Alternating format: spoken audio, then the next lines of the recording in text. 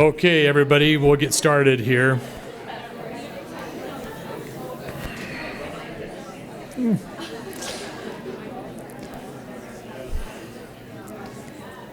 This is going to be the most exciting presentation in 3 days, so you'll want to pay attention, get going here. All right. My name's Dan Adams, and I'm going to be the facilitator for this one. We just got a bell warning, so you guys are going to get the bell here in a second from Lynn. Okay.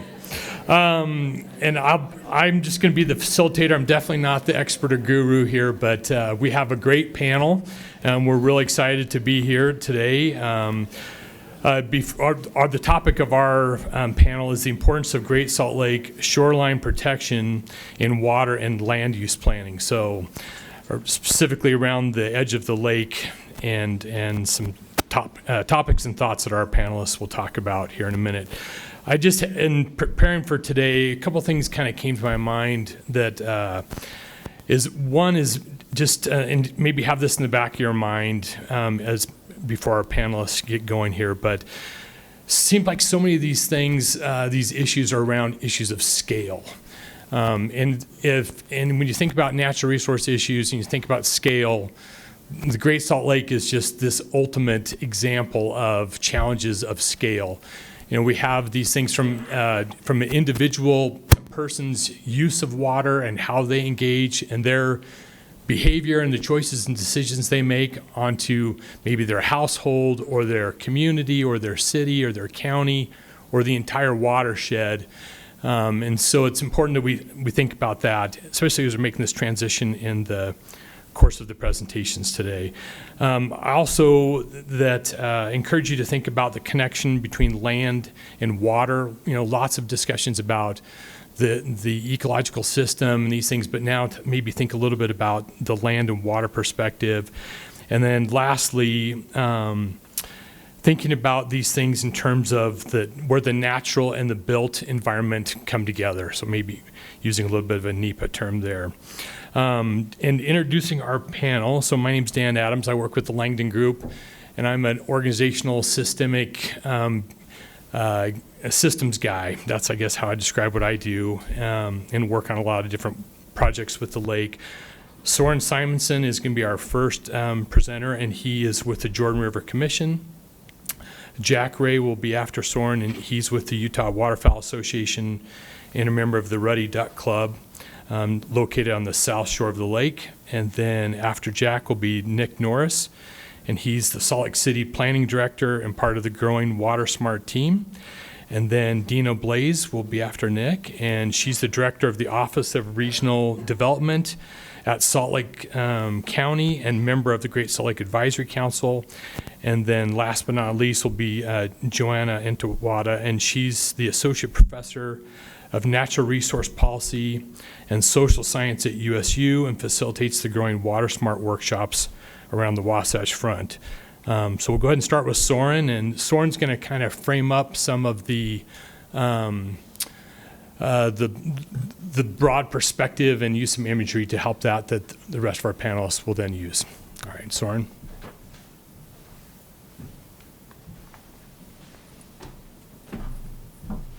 Thank you, Dan. You know, you wonder who's going to be here on a Friday afternoon when the weather's as beautiful as it is outside. So thank you for sticking with us. I've been coming to the forum off and on for probably a decade or so now, although my learning and my love for Great Salt Lake has gone back much longer than that. I'm a transplant to Utah. I've been here just over 30 years. And I just wanted to do a quick shout out to some people that have been really influential in my thinking about Great Salt Lake. I remember coming here to visit grandparents when I was a kid, and everybody talked about the lake being, you know, this dead sea, this dead lake. And what I've learned is very, very much the opposite of that.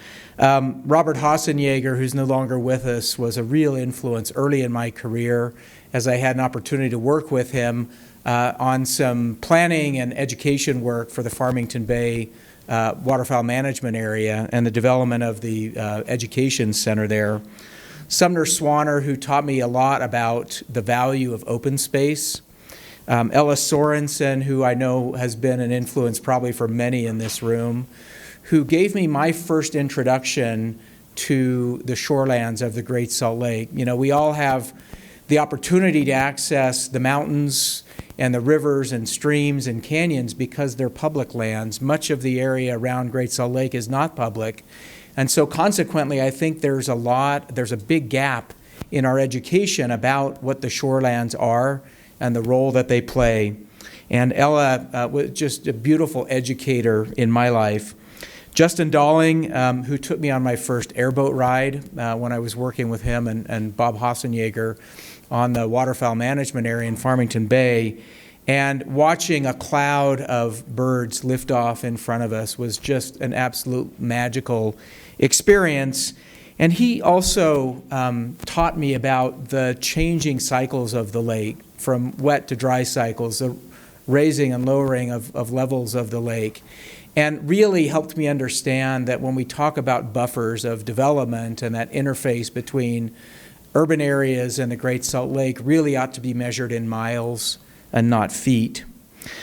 Stephen Goldsmith, who was a former planning director and a collaborator on a number of projects over the years, taught me when I was doing more in the realm of practicing architecture and real estate development that not where we don't build is as important as where we build. And the Great Salt Lake was an area that he really emphasized.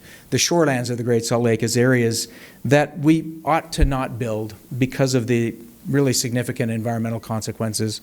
And then just last, I want to just note Terry Tempest Williams, who is a great artist in her writing about the environment and the natural world and the connectivity. I got a big hug from Terry. She was a real influence in my political career when I was serving on the city council a few years ago in helping to understand the value of the Great Salt Lake. And even 15 or 20 years before the Great Salt Lake became the issue that it is right now, she was helping me understand the role as a policymaker in thinking about the lake in very different ways. She spoke last summer with Mayor Jenny Wilson and Ben Abbott and talking about this point in time where we're really concerned about the lake. And of course, a lot of our focus is on the water of the lake, but I think equal to that challenge is thinking about the development pressure that's happening around Great Salt Lake right now, and the important work as that pressure pushes right up to, in many instances, the floodplain, the flood line of the 100 or the female elevation. Many of you are probably familiar with the bird report that came out a couple of years ago in the fall. That talks about this massive decline in bird populations across North America. And the one bright spot is, of course, that wetland varieties of birds are doing quite well, particularly geese and swans. You can see it's off the charts, their health and vitality. But most bird species are in decline, and the species that are in the greatest decline are the ones that are exactly this area around the Great Salt Lake, the shoreline species and the grassland species in the upland areas that are really at risk. Now, there's been a lot of planning that's been going on around the shorelands of Great Salt Lake. I had an opportunity earlier in my career to work on a couple of these in Tooele County and in Davis County, and some of these policies and kind of plans are still very much at the forefront of some of the work going on. When I served on the city council, the Northwest Quadrant Plan was in the works, and just about a year after I started my service on the council, we were presented with some options for developing this Northwest Quadrant, which is the area on the kind of the western side of Salt Lake City proper. An area of great concern was the area particularly north of I-80 and west of the International Airport and the International Center. At the time, the proposal in front of the City Council was to develop this area into urban centers and village centers and neighborhoods, and there were a lot of reasons to be really concerned about that.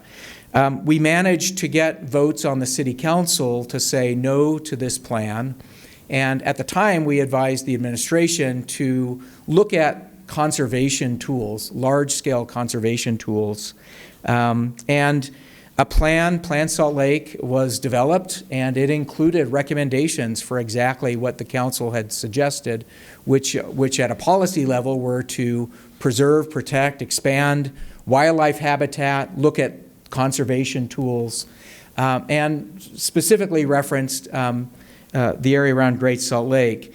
Unfortunately, around this same time that the Plan Salt Lake was developed, the state made the decision to locate the new state prison in this area, kind of northwest of the International Center, and consequently, the more detailed land use plan for the Northwest Quadrant that was adopted about a year after Plan Salt Lake recommended this whole area west of the airport, north of I-80, be developed into a manufacturing zone. And of course, now the state has kind of taken control of that as the Salt Lake Inland Port. So over the subsequent years, there's been a lot of kind of movement to develop the fringes of this inland port area. The inland port is both west and east, a small sliver east of the airport. And a couple of years ago, some of us were involved in a planning initiative in front of Salt Lake City to expand kind of that warehouse district further north, right up to the Davis County boundary. And we had the good fortune of working with Richard Mingo, who helped us kind of put into context this area in Salt Lake City and unincorporated Salt Lake County in kind of the context of what areas around the Great Salt Lake are protected and what areas are not protected in terms of habitat preservation, some of the traditional agricultural uses, and particularly habitat, both the waterfowl, the shoreline habitat, and the upland habitat. So here are three areas around Great Salt Lake. This one is up in Weber County, and you can see the Ogden Bay and the Crane waterfowl management areas that are protected areas, and a very large area that is not currently protected. We have in Davis County the Great Salt Lake Shorelands Preserve, which is managed by the Nature Conservancy.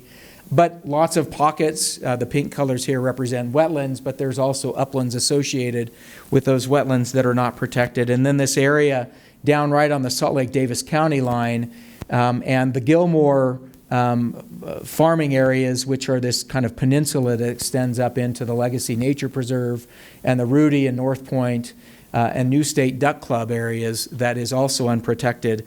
Earlier this week, the Salt Lake City Council was reviewing a proposal to annex a lot of this area into Salt Lake City, the areas that are bounded in blue. So this is a very active kind of ongoing conversation that's happening right now.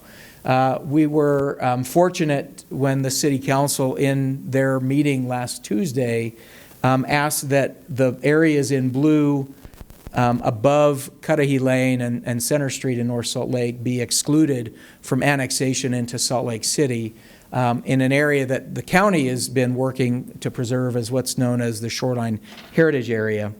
So I hope this introduction to some of the areas that are around the lake, which I think for many of us are as concerning as the lake itself, and you'll hear some different perspectives. It's all connected. I think that's the bottom line. And looking at the lake, but also looking at the vitality of wetlands, uplands, habitat, really sensitive areas around the lake, all be considered while we're focusing on the lake, that we also need to be thinking about land and water that's adjacent to the lake that plays this really critical role. I'll turn it over to Jack.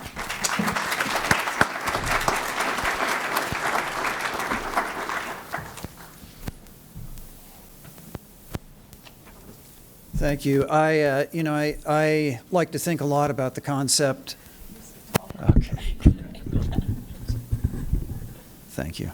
I think a lot about the concept of shifting baselines, and that is that it's difficult for many of us to conceptualize what things were like in the past. We have this general idea that we've lost something, that opportunities may have gone away that we no longer have, that resources have been shifted or evaporated, but we can't really fully imagine what it was like.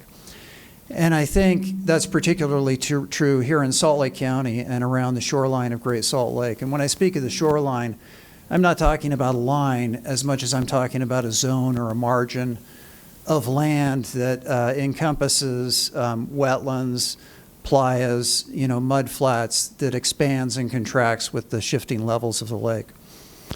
But we have a hard time imagining what things used to be like. And so I'd like to provide you with a few images that hopefully draw a picture of why we need to focus now and why it's so urgent on preserving what we have left. So in the very early 1900s, let's go back to 1905, waterfowl hunting was considered, it was called the national sport of Utah. It was extremely popular. Waterfowl was a delicacy. It was sold commonly on the markets in Salt Lake City. And it was so popular it would drive down the price of chicken because everyone preferred to buy duck. Well, opening day of duck season was a big deal. And it was the custom of the hunters to go out into the marsh and to have a campfire in the marshes as they were preparing for the sun to come up when they could start hunting. And a reporter went on top of a building in 1905 in downtown Salt Lake City and looked out to the west in the nighttime before waterfowl season was set to open. And he said that there were so many campfires in the marshes that extended from Murray to Great Salt Lake that it looked like a prairie fire sweeping towards the city. Let me repeat that, from Murray to Salt Lake. When was the last time you encountered a large wetland complex in Murray? Or a large wetland complex in Taylorsville, or in many other communities? They've contracted, they've been withered away, they've been built on. So if I can figure out how to do things here, which button do I push? Probably just do that. Up. Down or right? Okay. So this is an old survey of an area just north of Salt Lake City. And that's Hot Springs Lake, which was a large lake, several hundred acres in size. When people would go out there, they would talk about flocks of thousands of shorebirds. When hunters would go out there, they would be able to bag hundreds of ducks. And that area, if you were to drive down Beck Street now, you would be driving through Hot Springs Lake. That's what's left of it. That's what Hot Springs Lake looks like today. So it's refineries and heavy industrial. There were wetland complexes out on the west side of the valley at 2500 South and west of what's now Bangerter. There were a series of lakes known as Silver Moon and Hunter Lakes where people would go out and the ducks would be so numerous that it would just be like an unending stream of bird life coursing past people. This is what it is today. Again, it's office complexes, parking lots, and the only water that's left is a water hazard on a golf course, Stonebridge Golf Course. Now, I'd like to talk about another marsh, a 2,000-acre marsh in northern Salt Lake County. And this is a 1920 map of it. And this is a map, it was called the Rudy Gun Club at the time. And you can see a large lake with various islands out in it, thousands of birds nesting on those islands because they provided protection from predators. This is what it looks like today, that 2,000-acre marsh. It's still a marsh. There's still something left out there. There's still something important that we need to preserve. There's still something worth the initiatives and the efforts and the money spent to save these rare and precious places that still provide an outsized role in the protection of the Great Salt Lake ecosystem. So this is what, how do I get it to run now?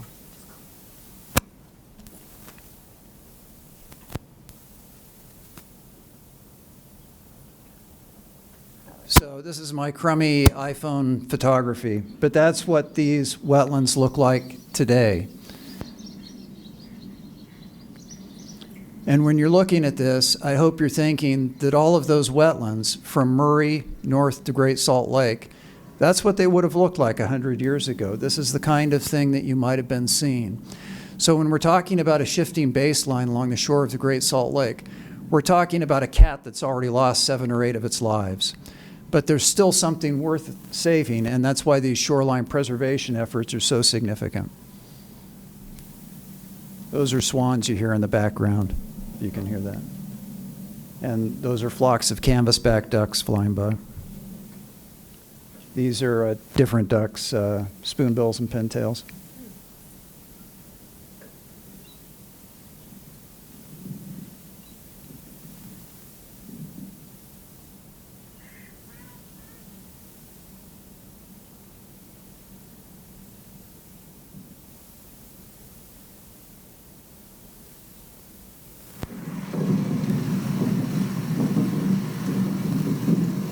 That's here in Salt Lake County.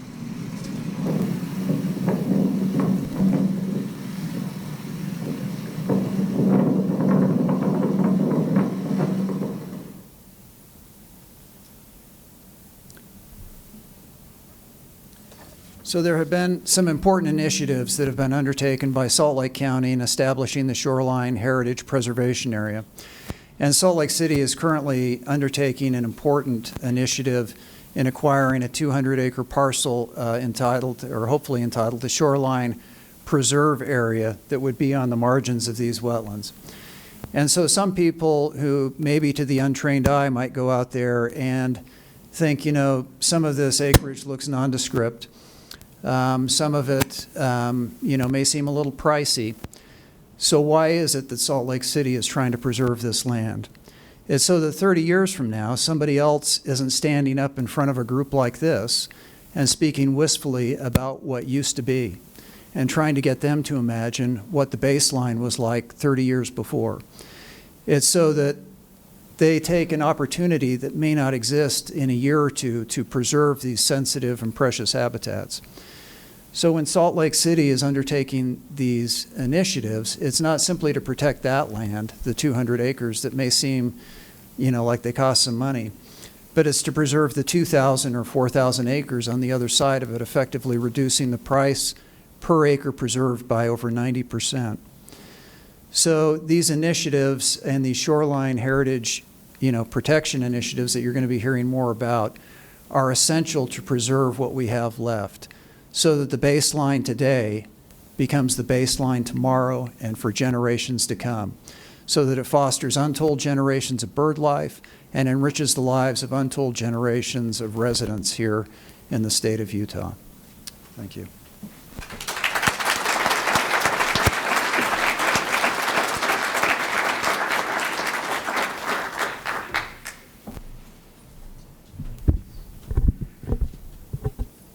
So it's pretty hard to follow Jack. But I'm Nick Norris. I'm the planning director for Salt Lake City, and I don't have the slides. I'm going to keep this pretty short, so hopefully we can have more of a dialogue and a discussion. But I wanted to talk about our role in the planning department in Salt Lake City and how we interact with issues related to the Great Salt Lake. And I wanted to start, and Søren teed this up pretty well with his quote from Terry Tempest Williams about change or die. And our big job is to manage change, right, and to respond to changes in the community. We have a broad range, right, across the entire transect of very urban areas down to very natural areas. And so regulating and managing that change is really challenging, especially when a lot of that land is private land. And so I want to really talk about what we do. This is a totally different audience than I'm usually in front of. So I'm going to go back to some of the basics here. But cities in Utah and in many places around the country have what's called general plans. And Søren touched on this as well. And those general plans are meant to guide our future. And we use our zoning tools to implement that. And when you think about it, that's really the key tool that a city or a county can use to manage that change. And sometimes that change can be very minimal and you don't see it, like what happens in our neighborhoods. Other times it can be pretty drastic, like what you see happening out in the Northwest Quadrant area, where you had once fallow land becoming suddenly developed. And so that change is really what we're focused on. And there's a lot of different tools that we can use to do that. Land preservation tools, right? Just using dollars to actually purchase land, purchase development rights, have that development right be transferred to someplace else. And those are all tools that local governments can use to help do that.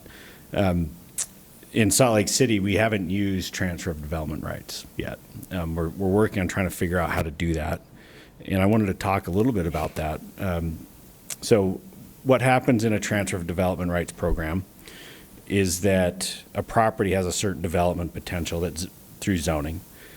And somebody can essentially sell that to the market that can then be transferred to some other part of the city. And so there's two key components to that. There has to be in the what's called the receiving area, there has to be a demand for that type, for development that zoning already doesn't allow, right? And there has to be willingness for people to purchase those development rights. That's not always present, and so we use some other tools. We're working on a zoning code that would apply to the area north of the airport that would include things like clustering development to help protect some of the more sensitive areas, and capitalize on some of those abilities to protect the Jordan River, some other areas that are different types of uplands and things like that. We have a lot of challenges. So Utah is a very pro-property rights state, as I think many people know. And so we have to allow some sort of economically viable use of land. And then the state also limits our ability to do things like designate wetlands at a local level. So we can only utilize federal designations for wetlands in our planning, and we can't go further than that. So when we use all of those tools, we start creating a situation where we can demonstrate we're preserving land, but we're also achieving other goals. A lot of times, I think people don't realize that one of the benefits of having urban areas, if growth is centered in urban areas, it helps protect land on the fringes and outside of that. That's something that Salt Lake City has been really active at. But that needs to be more of a partner-based thing, right? We have so many other jurisdictions that play a role in that, and so we can't do it ourselves. But some of the things that we've done in the city, so we've put a cap on daily water use for certain uses. So no one can use over a certain amount of water anywhere in the city. That's a pretty high number right now, but we know that that's likely to drop. One of the reasons why we want to do that is because we don't know what the future holds for our water supply, right? Especially with a changing climate. What happens if suddenly our snowpack decreases? I mean, the last 2 years really haven't demonstrated that, thankfully, but we don't know what prolonged drought's going to look like in 7 or 8 or 10 years when we face that. And the other things that we've done is we are one of the few cities that has some sort of jurisdiction outside of the city up in our watersheds.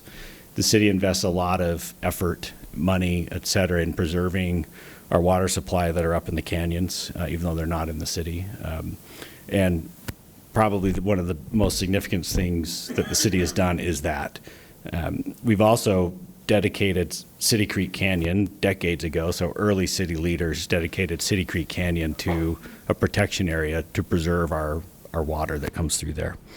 And we do see results.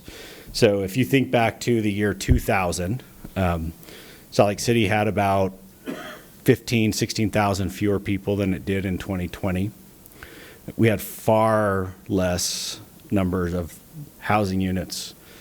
Since 2020, we've seen millions of square foot of new development occur. And in 2022, we used less water per total water in the city than we did in the year 2000. A lot of that is because of those efforts from the city. So reducing our outdoor water consumption. Technology has helped a lot, particularly in building codes with low flow shower heads and toilets and things like that. And so we're trending in a good direction. We still want to do more. We've updated our landscaping ordinances, for example, to reduce that outdoor water. We actually now have a cap on how much lawn somebody can have if it's not for active recreation types of purposes, which a number of cities are starting to do that thanks to the rebate programs that the state has funded. And so in closing, before we get to the questions, I really wanted to reiterate that Salt Lake City is doing what we can under our regulatory authority to reduce our water consumption, and hopefully, as a result, we have our reservoirs stay fuller and more water can get into the lake, which is a critical goal for all of us. I think one of the things that people, getting back to change, that people, society is kind of like the frog in the pot that's has the heat up ready to boil, right? You don't notice those small changes immediately, and you don't realize what's happening to you. But eventually, that small change is going to be detrimental to your well-being and when it's bad. And so that's really, I think, the moral of the story when it comes to land use planning, particularly around our natural resources, is that addressing the small now is really critical for for allowing future generations to experience and live and enjoy the quality of life that we all have, and the reason why we all choose to live in the region. So, thanks.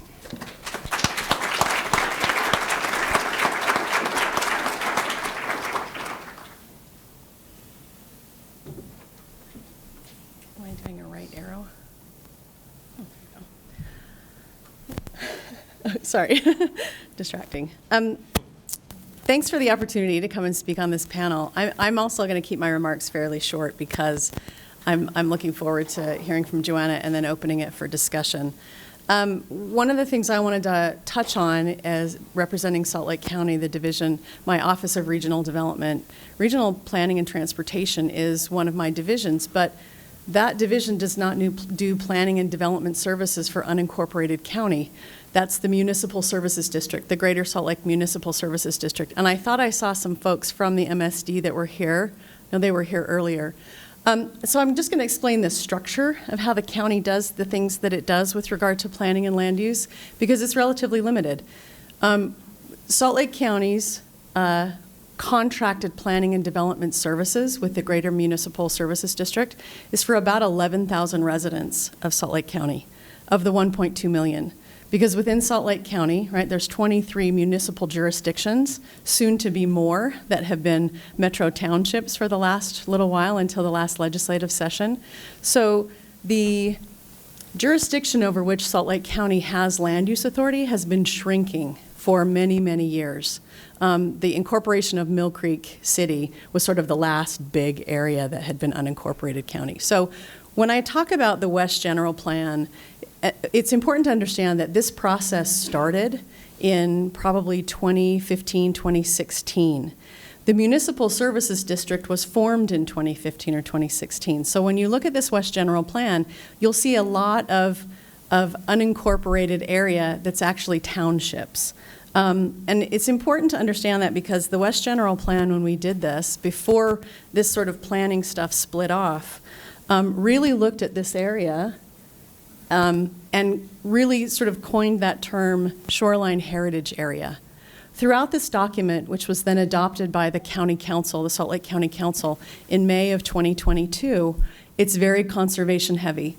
And it was conservation heavy because we spent 3.5 years getting public feedback from adjacent property owners and property owners in this area. The full West General Plan, you can see, takes up all of that sort of yellow area in the image to the right. The Shoreline Heritage Area is about 34,000 acres, of which at the time, the majority of it, well, I should say all of it, was under sort of unincorporated planning control. There's an interesting area, and I really appreciate what Nick talked about today in terms of transfer development rights.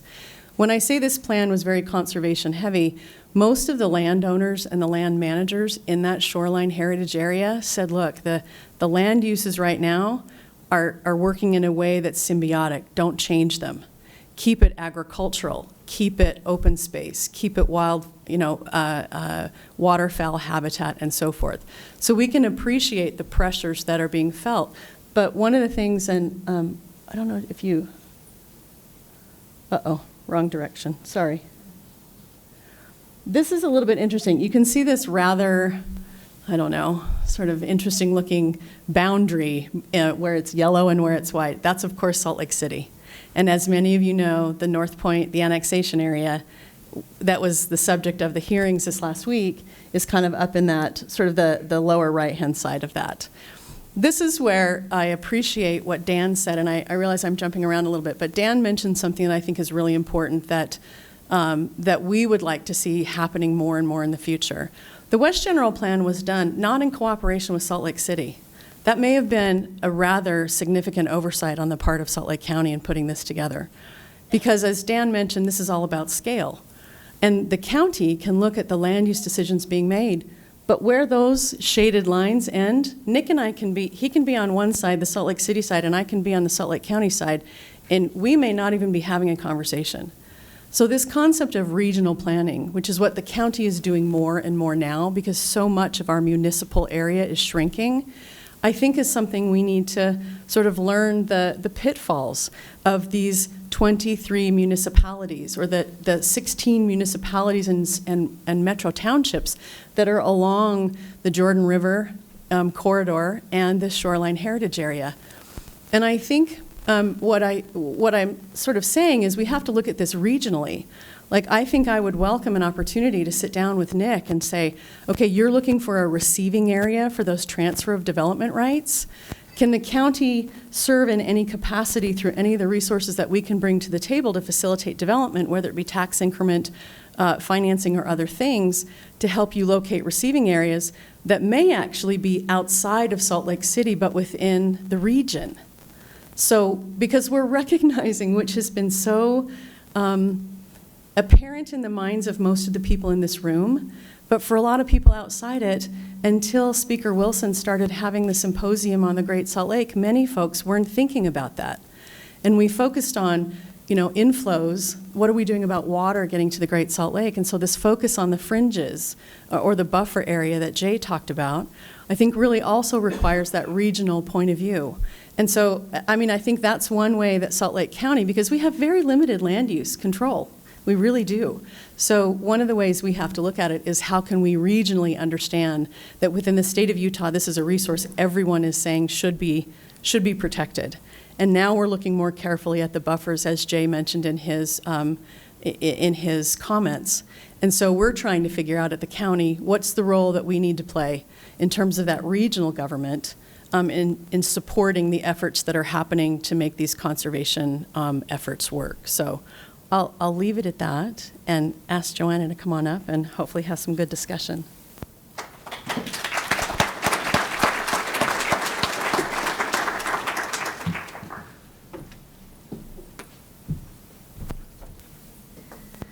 Thank you. It's happy to be here and happy to be part of this panel.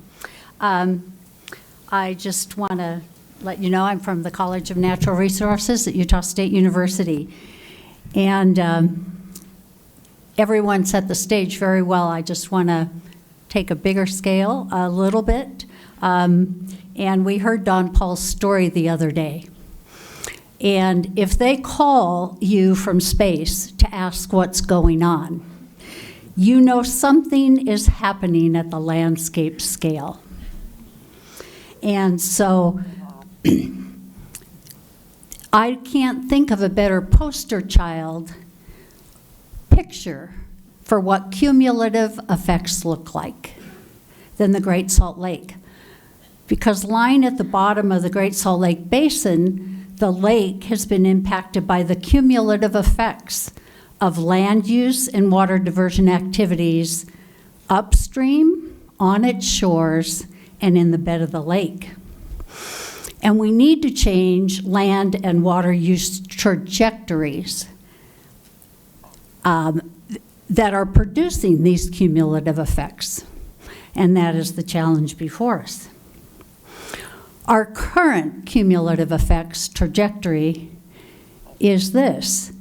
We have continued rapid growth in the Great Salt Lake Basin, at the same time that we're living with the risks posed by aridity, needing to respond to drought, and increasingly the need to adapt to climate variability. Okay, I got the memo. Last week I called it in the Water Conservation Forum climate change. I said we had to confront it head on. But if we want to use variability, that works too. So, and the point I want to make is that our decisions matter. And the reach of those decisions is important. And while all the decisions play a role, some are more important than others. The most influential water decisions are ones that establish expectations and habits and use patterns that shape water demand and can be hard to change in the future. And as it was pointed out yesterday, once people in Los Angeles have been used to using Owens Valley water, they aren't likely to give it back. So just add water is a hard strategy to use after the water's been committed elsewhere. So there are a lot of decisions that we make that affect water and affect land use. We put water to beneficial use on a piece of land. Every land use decision that's made affects water. We make public policy decisions, institutional decisions, landscaping decisions, commercial, individual consumer decisions, but these are at different scales. Emily Lewis was excited the other day because we've seen so much legislative change on water in a very short amount of time. And that is exciting because it modified prior appropriation law, which has been fairly well rooted in the state. But the other thing is that it influences decisions of a lot of different organizations, especially institutional landscaping decisions, and it has a reach, and it's the reach of law that affects statewide decisions for other jurisdictions. And so it's exciting for that reason too, because we're deciding as a state and a community to do something. Commercial decisions are still hard, and she actually said a hard nut to crack. And so I just want to mention that on this slide, is that we need to align the trajectories of where policy, or where we'd like policy to take us on the Great Salt Lake, and where the economy is taking us. And those aren't aligned. Utah's working to facilitate water at a land and water planning at a watershed scale, and so this is part of the scaling it up. And we need to look at, when I look at a watershed, we often see the maps that show the geography and the hydrology. But what is the policy landscape of that watershed? The jurisdictions in which different entities make decisions. And we need to think about what those jurisdictions are and what key decisions they make that will have these long-lasting effects that we've been talking about. Currently, one of the things that the Division of Water Resources is doing is implementing the Growing Water SMART program, or the integration of land and water planning, which is extremely critical to make those kinds of decisions align water and land use. The Growing Water SMART program is being implemented in some other states, and we're trying to implement it here in Utah. And it is precisely getting decision makers of different kinds in the room, and the teams that come to Growing Water SMART workshops have land use planners, water planners, economic development planners, public officials, so that they can talk about how to do it. And it's particularly powerful when cities and the counties that they're in can participate. Recently we did in January one in Southwest Utah. This is just an example of the guidebook, and it has a lot of these tools that we've been talking about that could be used by local entities. And some of the things that Salt Lake City has done are highlighted in these materials. So local cities and counties, what can they do? One of the things is we need, and this is from that workshop, it was sponsored by Washington County Water Conservancy District. Their member agencies came to the workshop. They have a 20-year plan. Of recent, it had just come out in July. And they're also implementing water efficiency standards. And other water conservancy districts are doing this too. Implementing standards. Think about what we do in water compared to some other areas of the economy. You can only buy certain kinds of light bulbs these days. You can only buy certain kinds of toilets these days because industry standards have changed. And we need to think about some of these things that have the reach of those decisions and how they can affect change over the long term. One of the things Zach Renstrom said when he gave a presentation was, here is our supply plan for the next 20 years. If you look at this from the eyes of Great Salt Lake Basin, you look at those small numbers of acre feet that they're talking about, and it's daunting.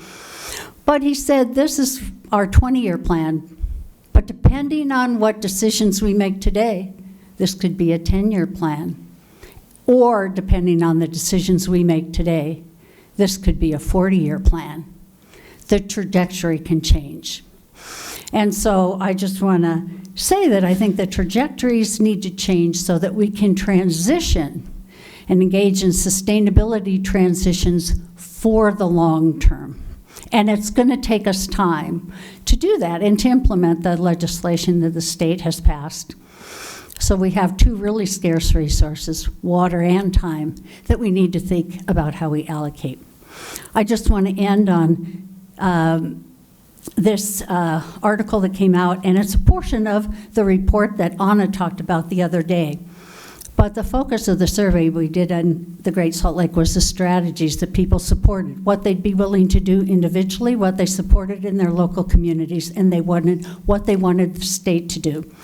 A big takeaway for us, even though we're a red state, we're more conservative, is on things that we asked them, how strong the support was for different strategies that were regulatory in nature and not just voluntary. And there was a lot of support for that. And I think we need to think carefully about reframing what isn't always well received if we call it regulatory. We need to reframe those kinds of decisions, and it is group decision-making. If we want collective action, we need to make collective decisions. And this is just decisions at a scale where we have decided together to do something different. And so I'm going to end on that note and let us move on to have a chance for some discussion.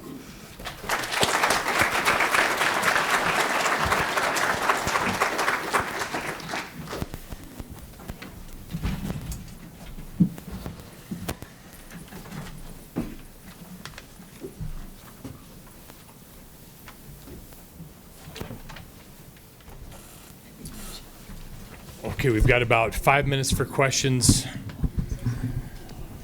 It's quite a race up there, so you want to move quick if you want to have a chance.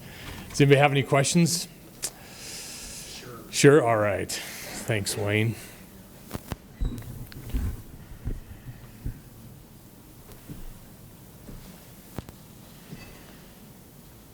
Yeah, when we talk about planning for the future and the growth that we need to, get water for that growing population, I understand there's a sort of an inevitability of some growth. And the United States, a lot of nations have lived on a growth economy for ever and ever.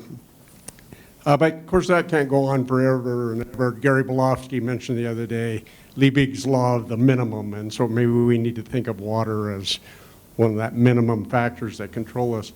But one of the things that gripes me most, and I'd like your comments on it, is not only are we having some kind of natural growth, but we're reaching out to encourage growth. So we give benefits for companies to site here in the valley, and they're not bringing their own water.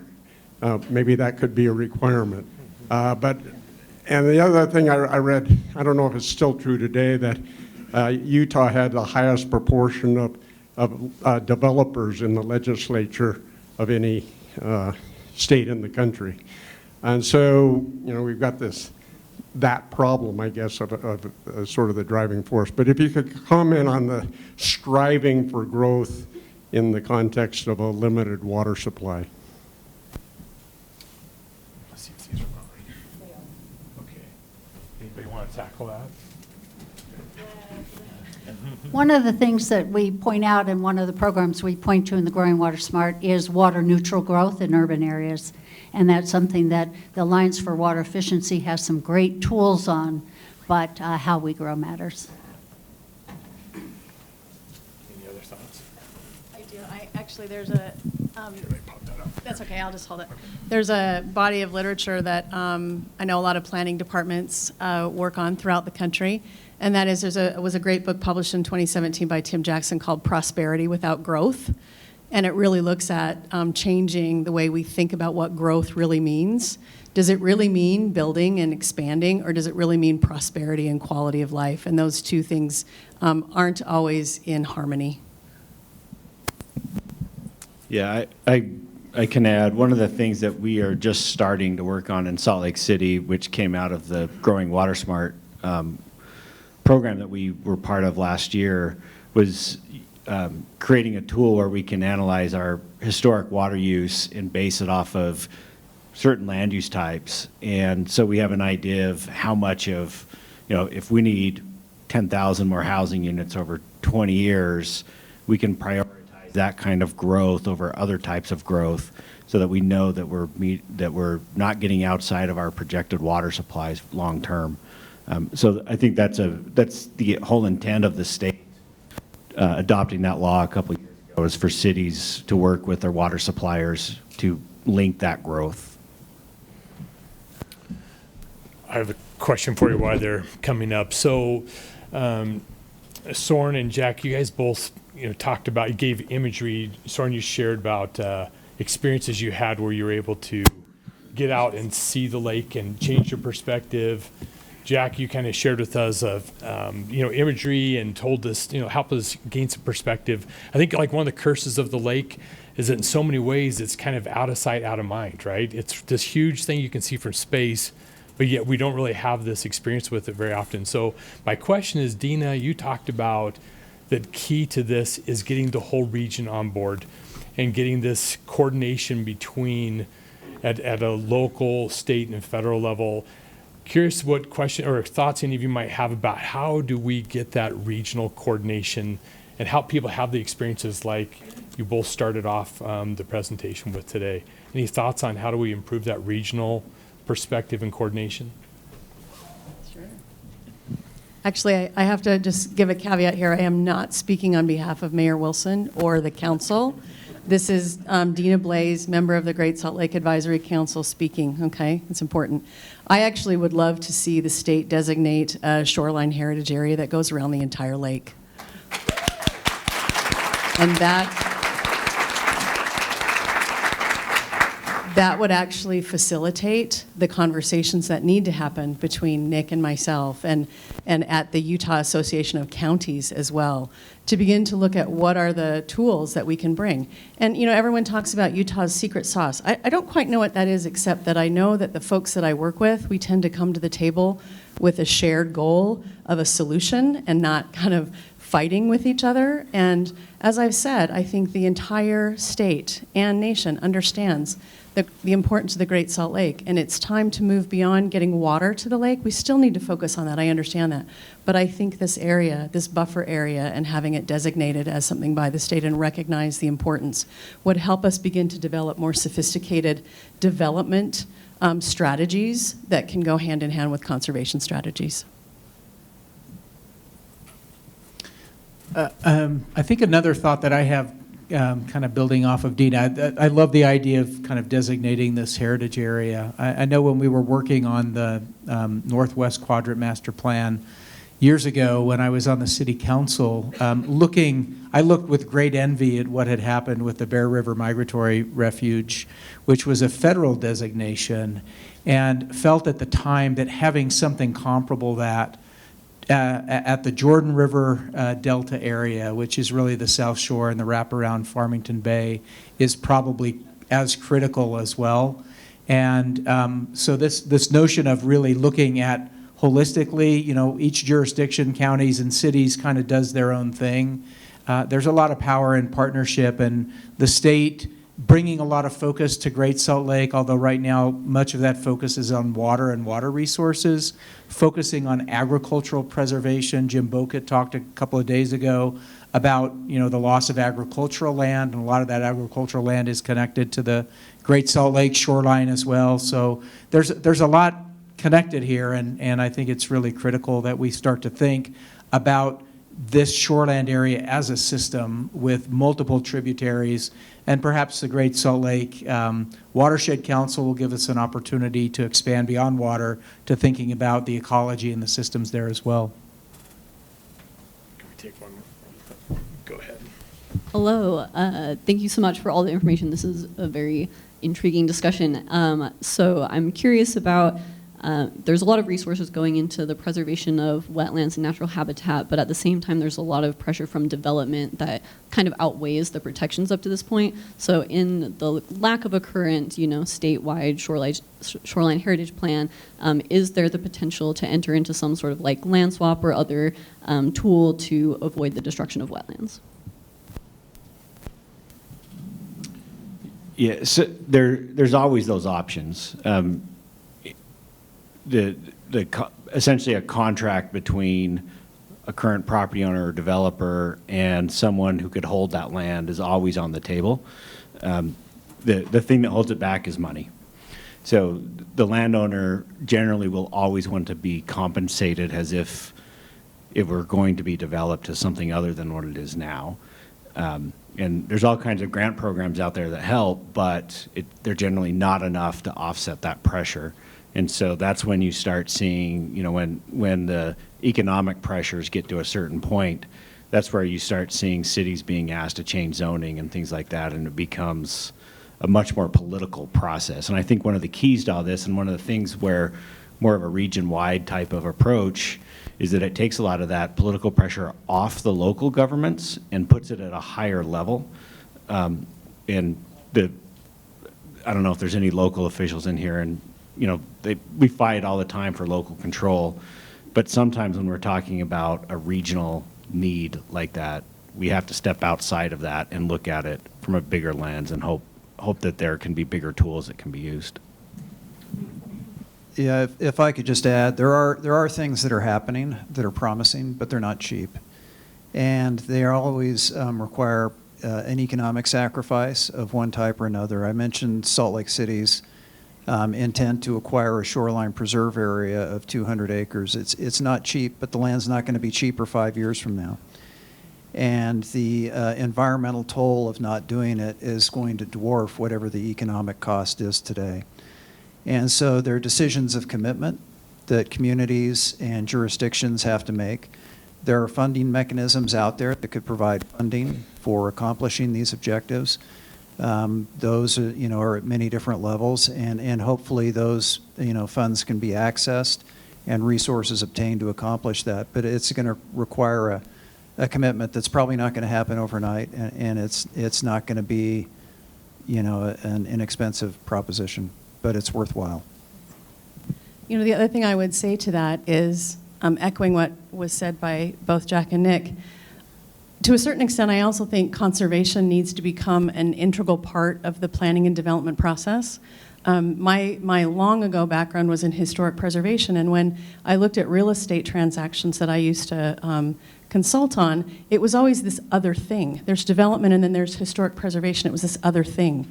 And I think conservation still has that otherness to it in our discussions about how we use our land and how we think about growth.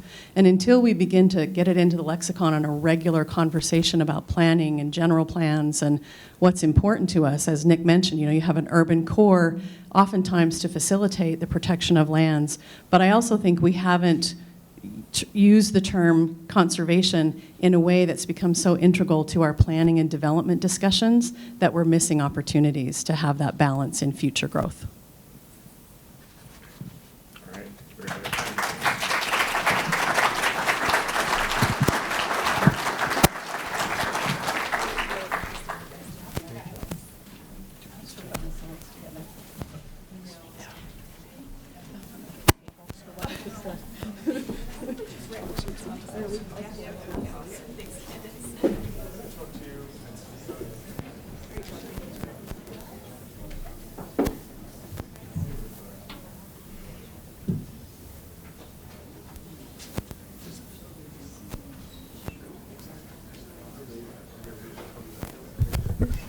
All right, talk right into the mic so we can all hear you, and then there's a clicker if you'd like.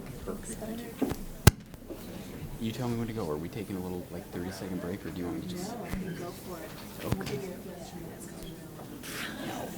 I'll see if we can get us back on time. All right. Well, it is great to be with you this afternoon, Mona. My name is Ben Hart. I'm the Executive Director of the Utah Inland Port Authority. Hopefully everyone in the back can hear me okay. Thumbs up. I'm probably too loud. For a Friday afternoon, we need soft and soothing, I'm sure. I'll try and get us back on time in terms of our schedule as well, and give plenty of time to Deeda. I'm not sure where Deeda is, but give plenty of time to Deeda. I'm sure she will counter. Hey, Deeda, how are you doing? There you are. Who will correct and add to whatever I miss, I am sure, in my presentation. So I'm looking forward to that. But it's an honor to be with you today, and I mean that genuinely. I come from a background of economic development and growth. Prior to my role with the Inland Port Authority, I came from the Governor's Office of Economic Development and then Opportunity. And our goal was we were one of those organizations that were trying to bring new businesses into the state of Utah. So I oversaw the incentives process. We recruited probably 150 different businesses to the state of Utah while I was in my position from 2015 to 2022.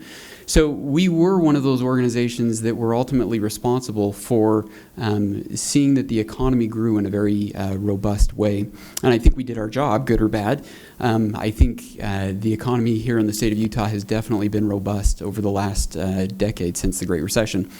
But moving into this role, I will say it's opened my eyes in a really, really positive and powerful way to how important the ecosystem of the Great Salt Lake really is.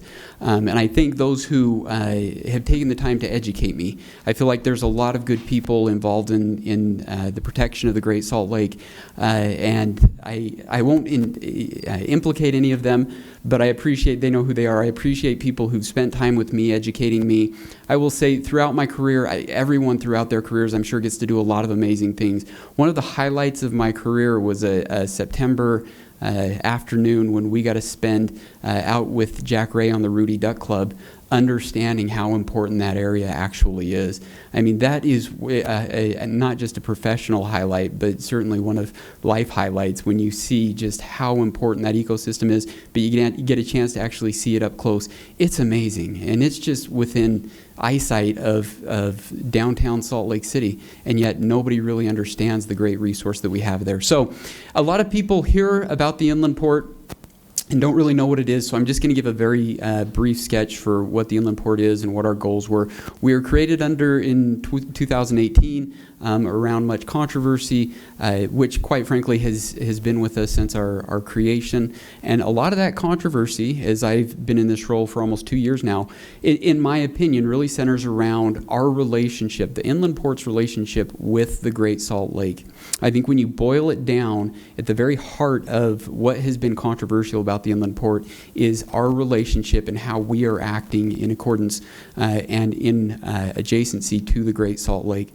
So our mission and focus overall is, one, how do we create a better logistics system here in the state of Utah? We do have an issue with our logistics system. We are very heavily dependent on the road here in the state of Utah. We have a higher percentage of trucks on the road than any other state in the country. We also, 92% of our air cargo leaves the state of Utah on a truck to go to LAX or to Denver or somewhere else to leave the market, leave the country on a plane, instead of through much more efficient mechanisms that could be available here in the state of Utah without a lot of disruption. So how do we create a better logistics system? Second, how do we create more export activities here in the state of Utah? Part of that, and what our statute specifically calls out, is advanced manufacturing, making sure that our logistics system serves our advanced manufacturing community. I will say that was something that was talked about pre-pandemic. It's something that got certainly a lot of attention during the pandemic, but we see disrupted global supply chains. How do we produce more goods here in the state of Utah? Manufacturing, particularly advanced manufacturing, is a critical activity of any economy. Making sure that we're able to produce, not just consume goods, is very, very healthy in terms of diversifying our economy. So we feel like both of those are very worthwhile goals. And then ultimately, how do we help to protect the environment as well? And we're given very specific statute with that regard also. That's a little bit about what the port is. I think where we've gotten the most attention is the 16,000 acres around the Salt Lake City International Airport, right on the south shores of the Great Salt Lake. That area certainly has gotten a lot of attention from the inland port standpoint. And we've tried, I think, good efforts in the past. I think the strides we're going to be making, and I'll talk about these in a few minutes, but I think the strides we're going to be making over the next couple of years are going to be more important than what we've done in the past. In the past, we've tried to abide by the good 6 pillars of the UIPA commitment to sustainability, respect all areas and existing natural environments, support the continued growth of the state by collaborating with local businesses, improve air quality and minimize resource use, collaborate efforts of all stakeholders, which I think is absolutely critical, and I'll talk about some of these. Develop incentives to encourage green technology adoption and implement a leading state-of-the-art. Okay, so that's a little bit about what the inland port does and who we are and what we're charged with statutorily.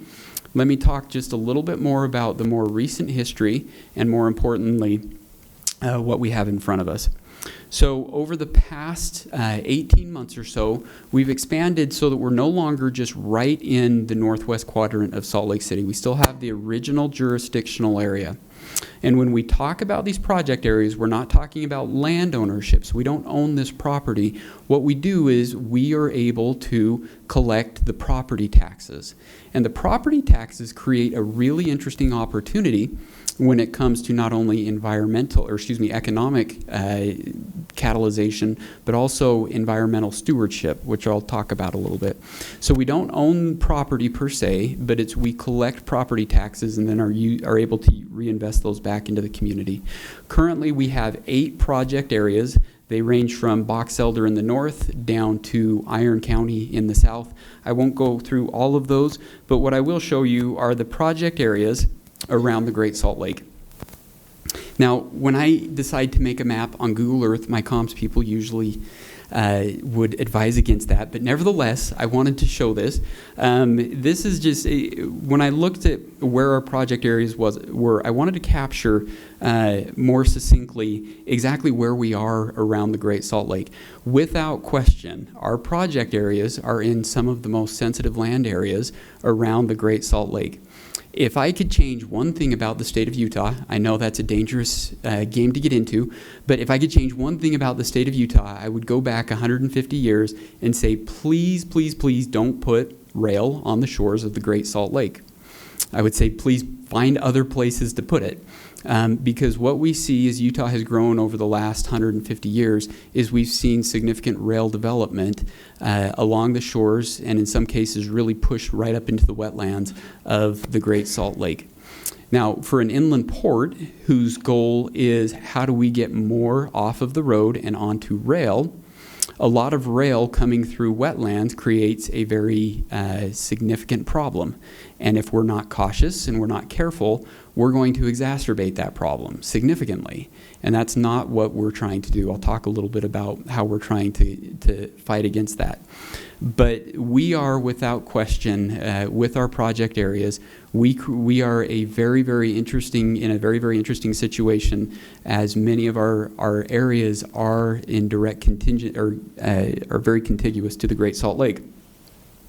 Now, I will say we have seen some successes for the model that we're trying to employ, which is first and foremost, how do we get trucks off the road? So we've done grants because that's one of the other tools we can use. We have an infrastructure bank. We can do loans, and I apologize, not grants, loans, to help actually develop out rail loading facilities across the state. A couple of years ago with the inland port, there had been the idea of a trans-loading facility.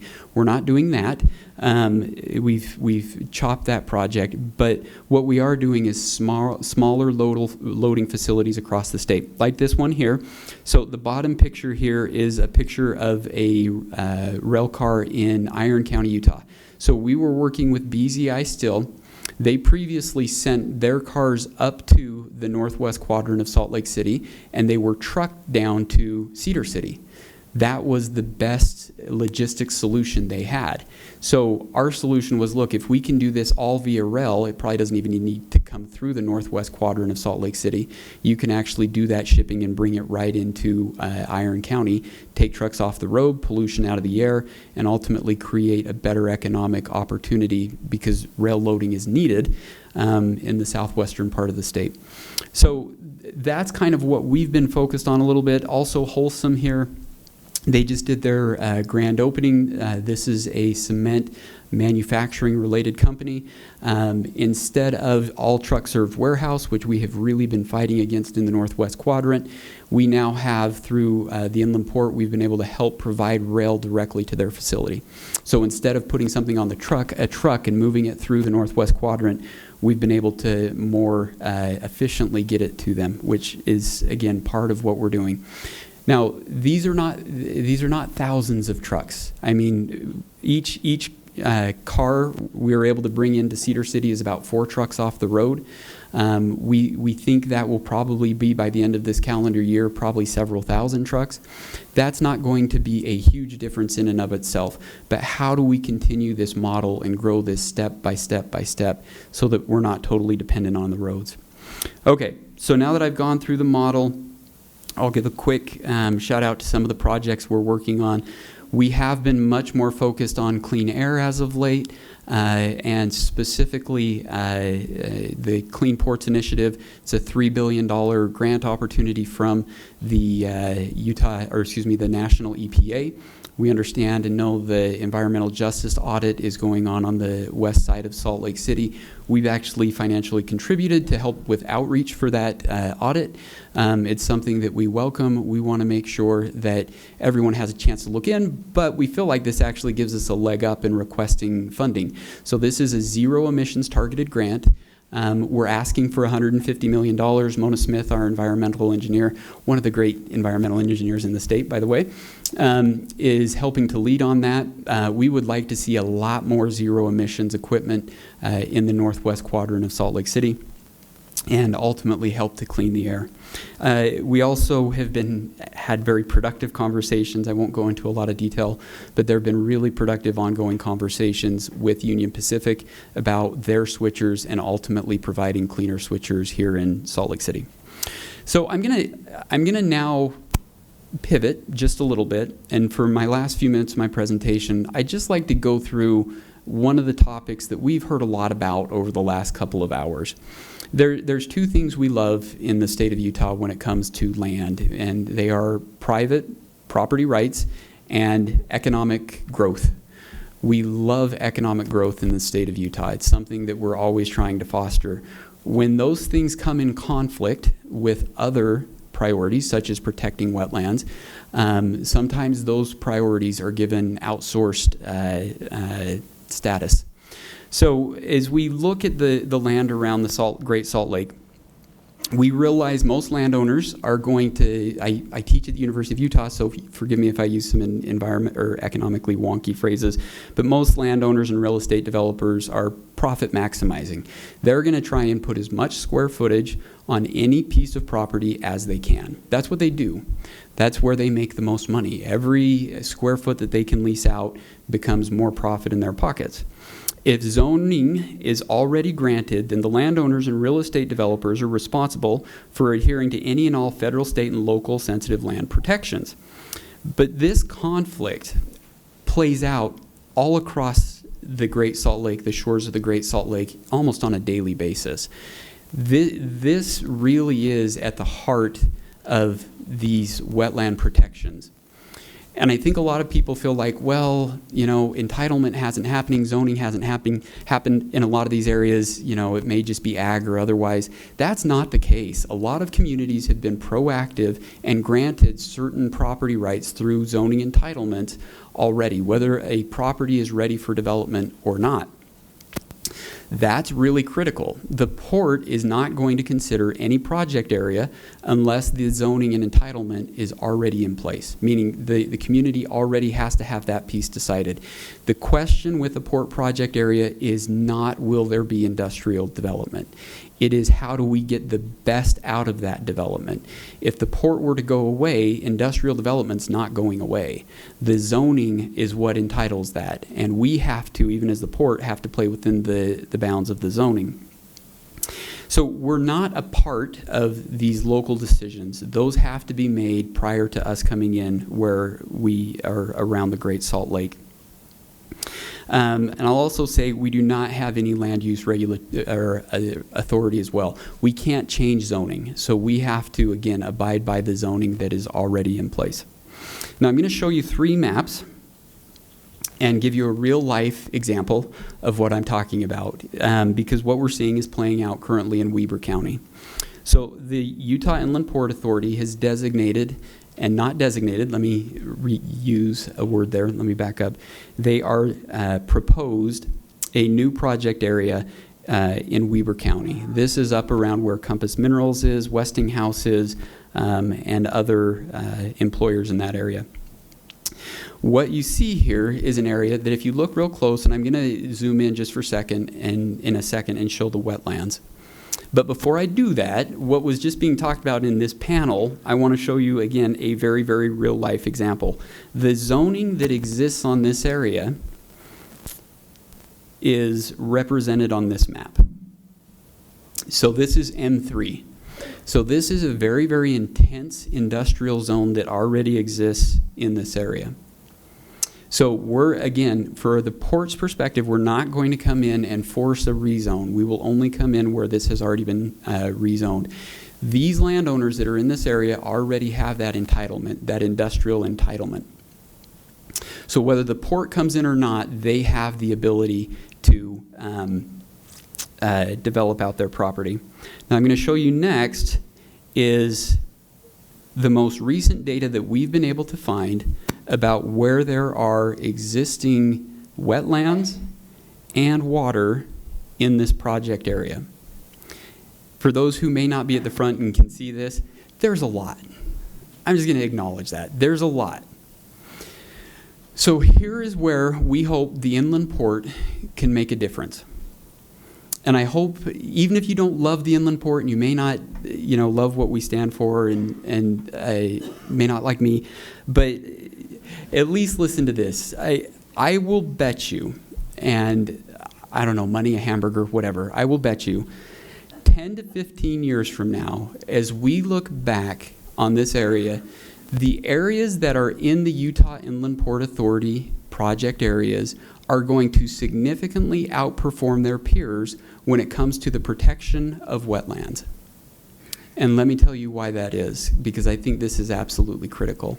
This land has already been entitled. For those who would say, well, it wasn't going to industrial develop until you guys got there, that's not the case. I've been tracking this project up in West Weber. We were very close to having a food manufacturer actually landed up here a few years ago. So I don't buy that these areas are not going to develop. So again, when we come back to the heart of that issue between two things that are very important to leaders here in the state of Utah, the economy and private property rights, it would seem that we're just basically stuck. And I'm going to argue that that's not the case, and that we can actually work towards a more optimal outcome if we work together. So what we're looking at here with Weber County is a new strategy that we're actually putting into writing. Somebody challenged me a couple weeks ago and said, well, we got a lot of promises in the Northwest Quadrant. None of them were ever held true. So our strategy now is we actually are binding ourselves, putting this into our policy documents related to this project area. And so here are the additional protections that we're looking at. Now, we find that when it comes to landowners, getting them to act differently. In economics, we talk a lot about incentives to get people to behave and act differently. How do we get people to act differently? Well, there are incentives in place that we can use to better protect wetlands. So the process we're employing in Weber County that we will require all of our landowners to go through before they can get any of these incentives, first and foremost, we require a phase one including a wetland delineation. When we look at that wetland delineation, we're looking for the 3 key items that would demarcate wetlands. Presence of water, certain types of plants, and then also soil makeup. We're looking for those 3. So we're not looking at the more narrow federal delineation for jurisdiction. We're looking at a more broad approach to what is a wetland. Once that wetland delineation has taken place, before anyone can use any of the incentives offered by, or any funding offered by the Utah Inland Port Authority, they have to contractually agree, so that we have a document that provides us with legal standing. They have to contractually agree that they will protect all of the wetlands on their property. Second, we also want to see buffers. So we want to see not only buffers along the waterfowl management areas, but we also want to see actual buffers within the area itself where there are existing wetlands. We want to see buffer in place prior to any money flowing for those developments of these areas. I will say also, we're looking at, we've done 1%. I know that does not sound like much. We're going to do 3% here, and our hope is we can even get higher than that. But all of the money that is generated, we'll take 3% of that, invest it back into conservation, other items that would help to protect the lake.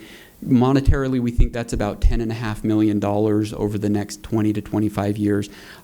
For me, I'd like to get that number up. I think we'd like to see more actually flow to help protect these areas, but we want to create a actual new strategy and a new approach to how do we protect wetlands.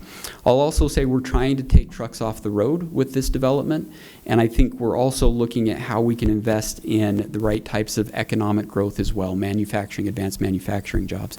So we believe that the question was asked earlier, how do you create a regional approach? I think Dina's answer was great. I don't disagree with that at all.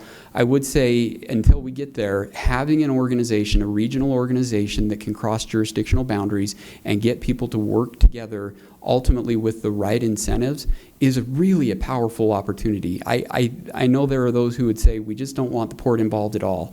I'll harken back to what I said earlier. I promise you 10 to 15 years from now, you're going to have significantly more wetlands protected in project areas than like projects outside of project areas, because we're responsive, because we have cross-jurisdictional boundaries, and because we feel responsive in terms of our environmental stewardship. I think there will be those who say, how many of the wetlands do you want to protect? All of them. And if we can't protect, we're certainly not going to enable their destruction. That's our goal. That is the Utah Inland Port Authority, and that's what we're trying to create here in Utah. Thank you.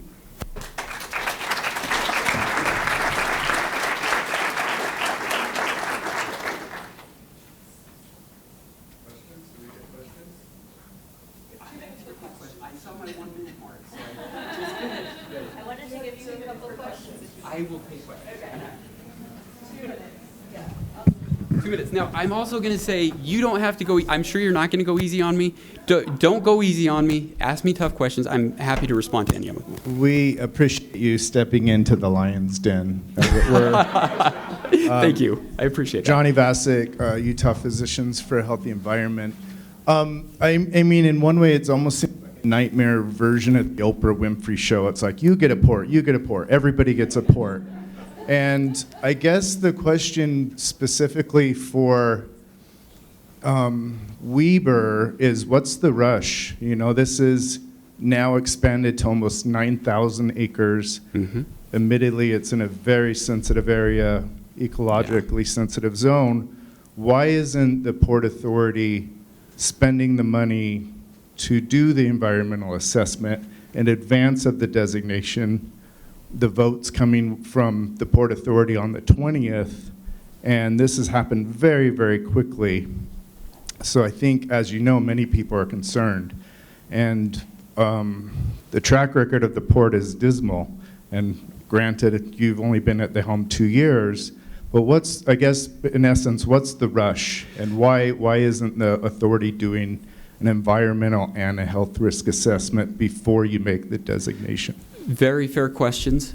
So let me harken back, and thank you for the Oprah comment. I guess that's always a good way to introduce things. But what I would ask genuinely is, you've got people in the West Weber County project area, the landowners that are ready to develop.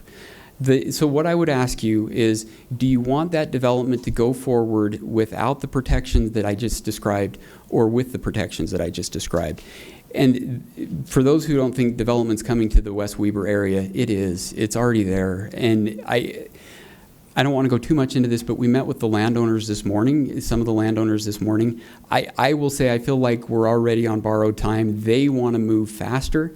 And so our response to that is, okay, if we do, then we have to create responsible protection for these wetlands. So if the inland port were just to go away, or we're going to say, look, let's hit a pause button for 2 years, it's not going to stop the landowners from moving forward with their developments. They have the entitlement rights. So the question that I would pose is, if we can use the inland port to create better wetlands protections now, isn't that something we should move forward with? And so it's a very fair question. That would be my response.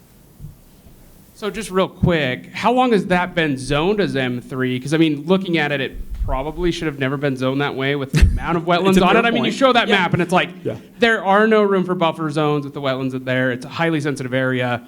So when did that designation happen? And I know you can't speak for Weber County, but why was that even allowed in the first place? It's a very fair question. So what we have heard, and as we've been interfacing with the county, there was a significant process that was undertaken in 2020, 2021, and then ultimately that was adopted, I think, in 2022, that gave the updated entitlement.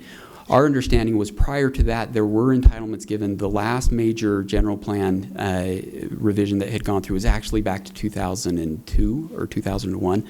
I'll have to check my dates exactly, but it's been fairly long-standing in terms of how long that entitlement's been there. Why it's entitled, I can't speak for Weber County that way, but sorry. What I would say again is, it's entitled, so how do we protect those wetlands now?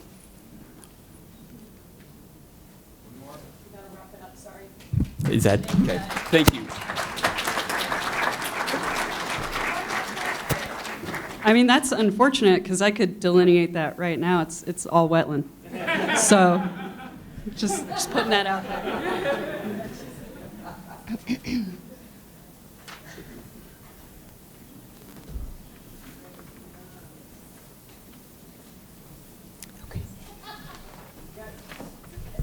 Hello, everyone. And now for the other side of the story.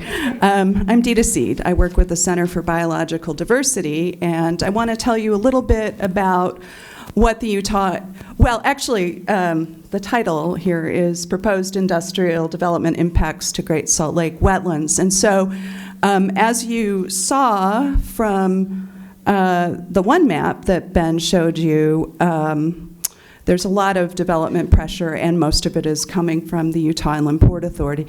So what you're looking at right here is the northwest quadrant of Salt Lake City. There are some wetlands, and that is new warehouse development that's being constructed right next to those wetlands. Now, there was supposed to be a eco-industrial buffer. That hasn't happened. There was supposed to be LEED certified building. That hasn't happened. They talked about solar panels on the roof. That hasn't happened. Basically, what we've got happening in Salt Lake City is very standard polluting warehouse development, which was enabled by a combination of the creation of the Utah Inland Port Authority jurisdictional area, which took over 16,000 acres of Salt Lake City, and actually Salt Lake City is also culpable for this. So this is my version of the map that Ben showed you. Those red dots are where these inland port developments are occurring in the Great Salt Lake Basin wetlands, but what I have underneath is a wetlands map. They're all in wetlands. And when you add it all up, when you add up project area acres, and by the way, these project areas have been getting bigger and bigger, we're talking, when we count the Utah County stuff too, we've got around 30,000 acres, 30,584 acres of subsidized industrial development happening in the Great Salt Lake Basin. You can see from the next column that all of these projects are very close to the Great Salt Lake. Some of them, like Weber County, that's right next to it.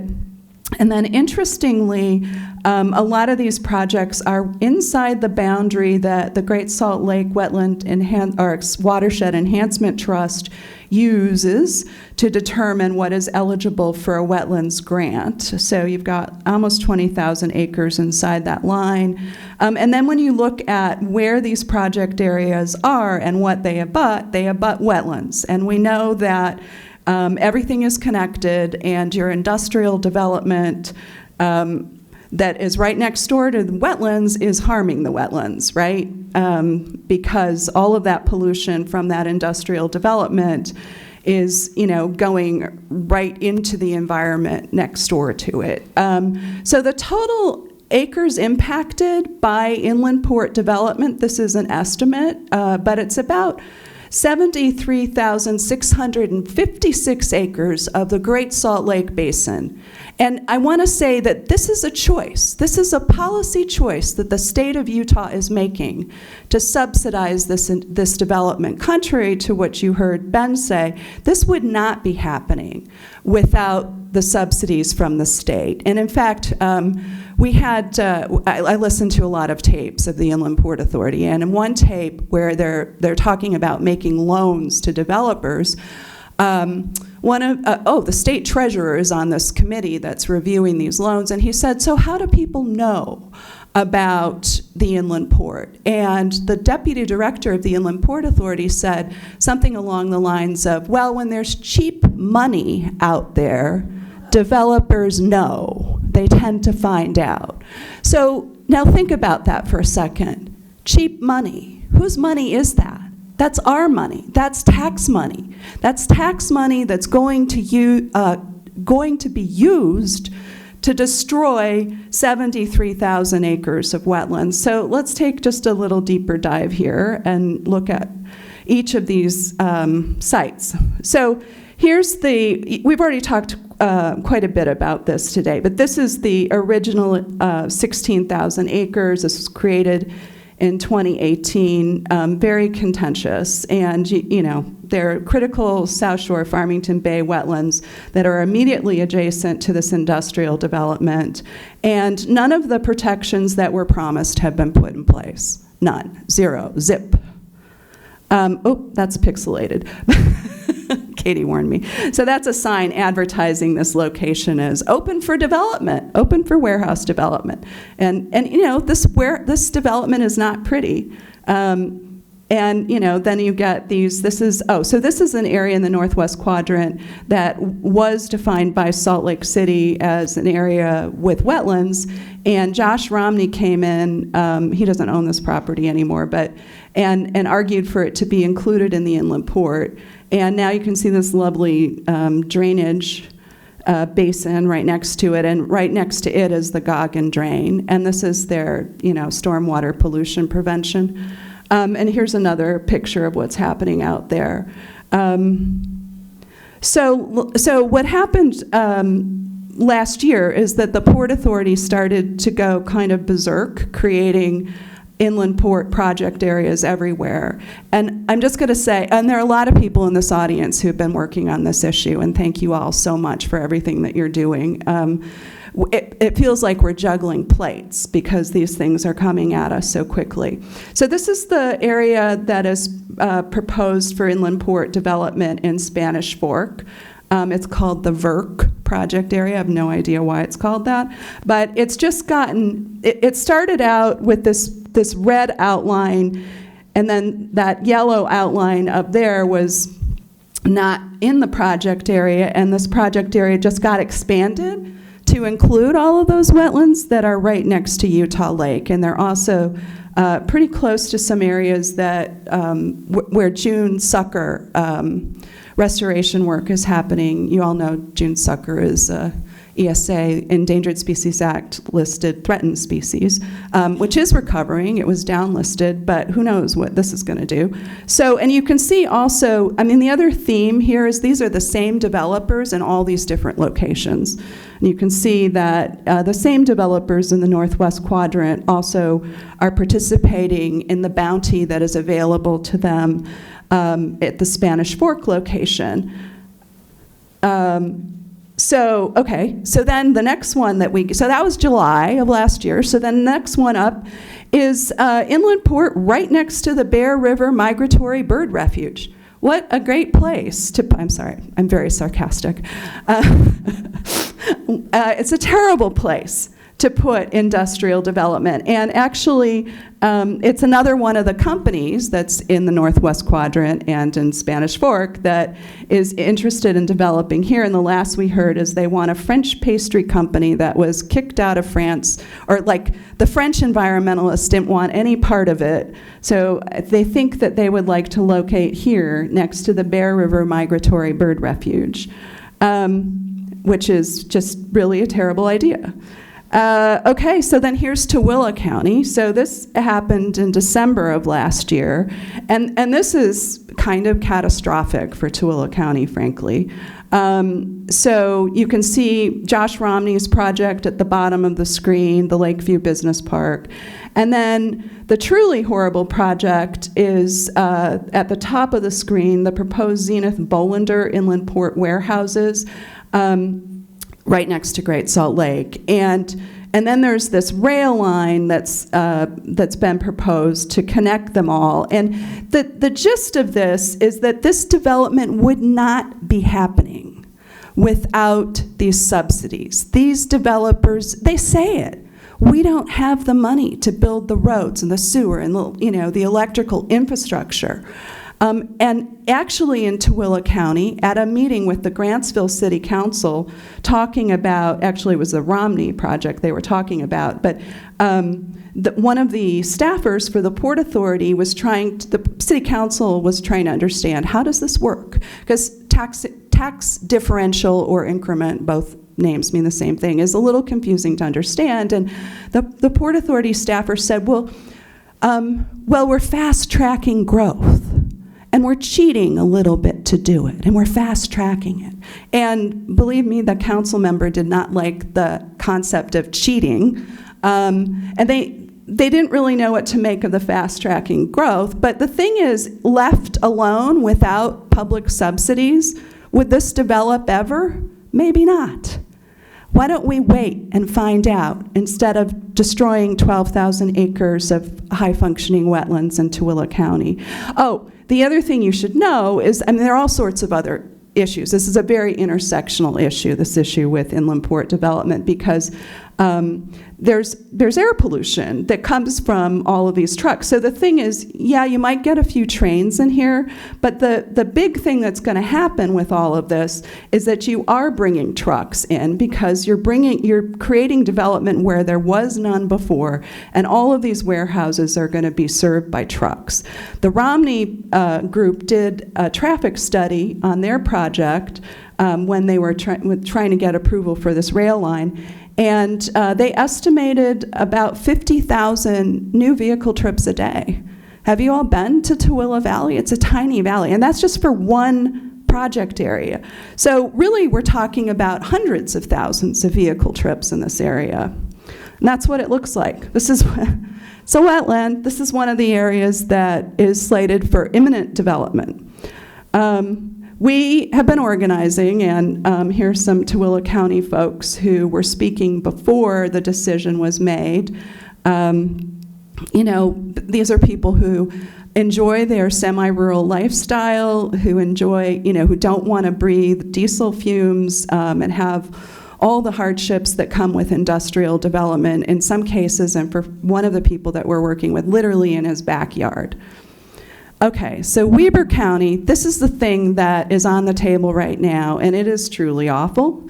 It's going to be voted on Monday, May 20th at 1 p.m. at the Utah State Capitol. We are really hoping that the Port Authority takes this off the agenda for this vote, because the issue here is that none of the details have been worked out. They can't even tell you how much infrastructure is going to be needed in this area and how much it's going to cost. So here, just to give you context, that's the same picture. It's, out a little bit. You can see where the wetlands are and how it is wedged in between the Harold Crane Waterfowl Management Area and the Ogden Bay Waterfowl Management Area. It makes, as I heard somebody ask the question of Bennett, it really makes no sense to do this. The state has invested millions of dollars in those waterfowl management areas, and this is going to have a negative effect on both of those in addition to the land underneath it. And this is what it looks like. A bunch of us took a tour out there, and it is wet, wet, wet. And this is another picture where you can see where it fits in between those two waterfowl management areas. And so then, to add insult to injury, the Port Authority went to the Weber County Commission in February and wanted to make it even bigger. So it's like 9,668 acres. They wanted to take it over 10,000. And the conversation was really interesting because the county commissioners are getting a lot of heat on this, which is good. Keep it up. Keep calling the Weber County commissioners.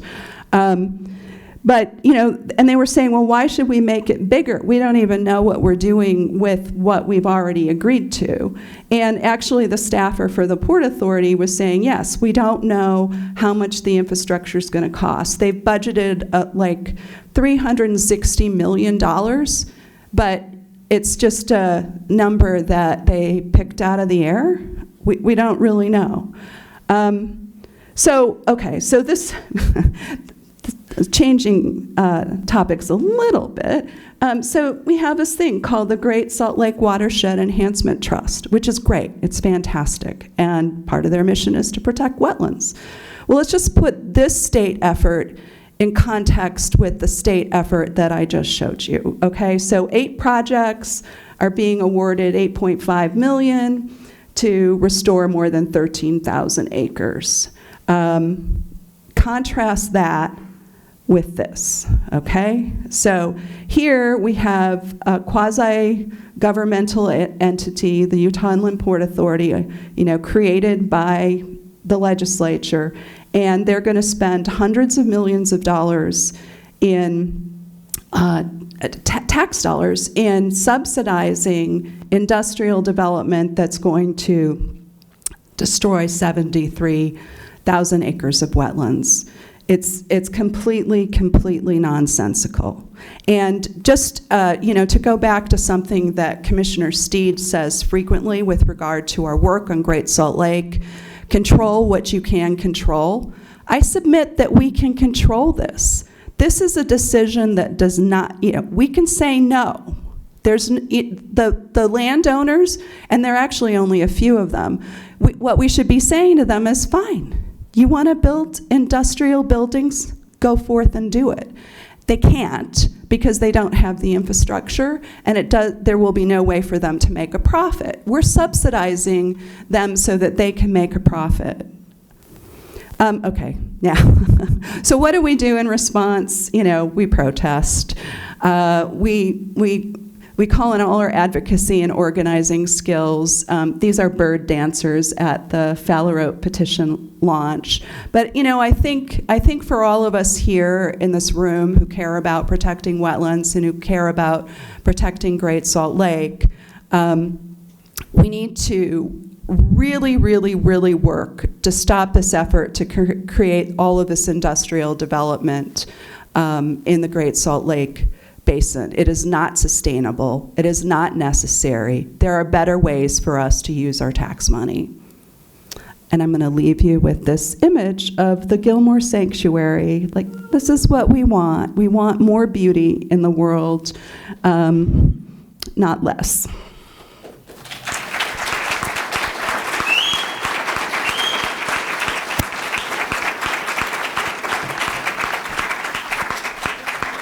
Oh, does anybody have a question?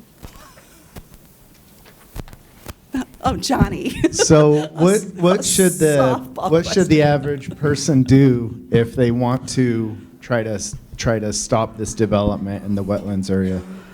Thank you, Johnny Vasic from Utah Physicians for a Healthy Environment.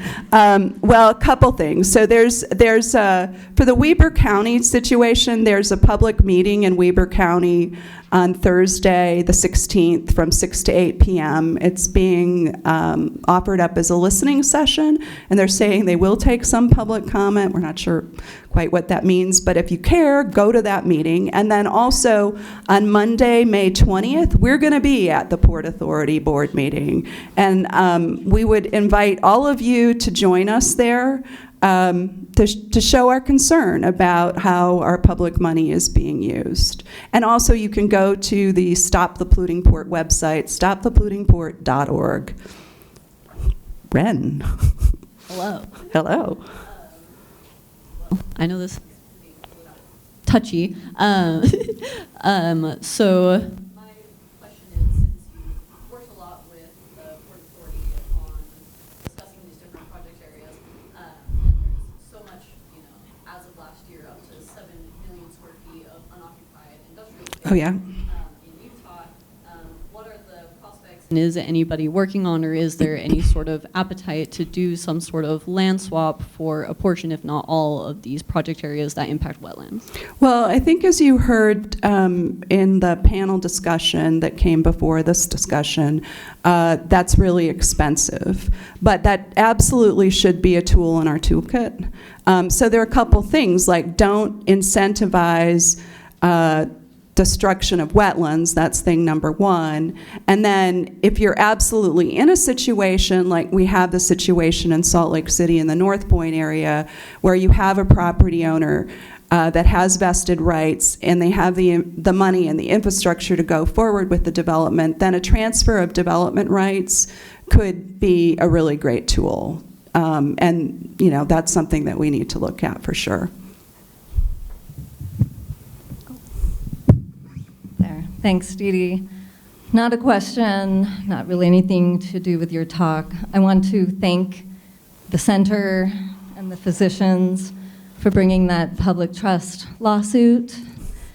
And I know that Representative Snyder, said that that kind of lawsuit and listing petitions won't help the lake. But I think he's wrong.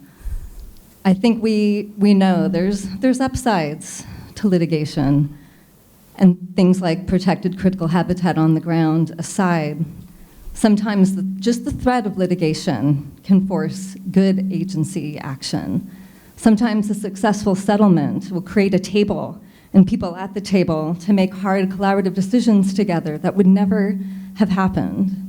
I've had experience with the Fish and Wildlife Service literally saying, it'd actually help if you guys brought a petition, in this case for a certain species on a certain river in southern Utah. And I bring that up because we're talking about good cop, bad cop. And it works. And I'm afraid that some of our legislators, and don't get me wrong, Representative Hawks and Snyder and so many of our heroes for the at the legislature. Thank you. We need that. But there's many arrows in the quiver to save this lake. Legislative, check, great. Regulatory, you bet. Administrative. But advocacy is most certainly one of them. And sometimes that involves litigation. Mm-hmm. And if we don't all know our roles, why we need to play them, how to play them synergistically, we're missing an opportunity to really work as a local and regional community to save this lake. No, So, thank you, Allison. My 2 cents. Yeah, we want to be rowing in the same direction, but we want to be rowing and using all of our tools. So carry on, everybody. Row hard.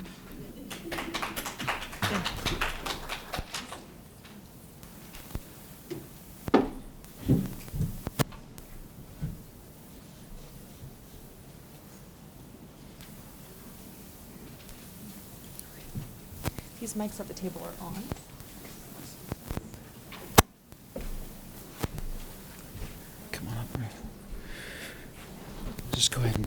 seat across there wherever you're comfortable.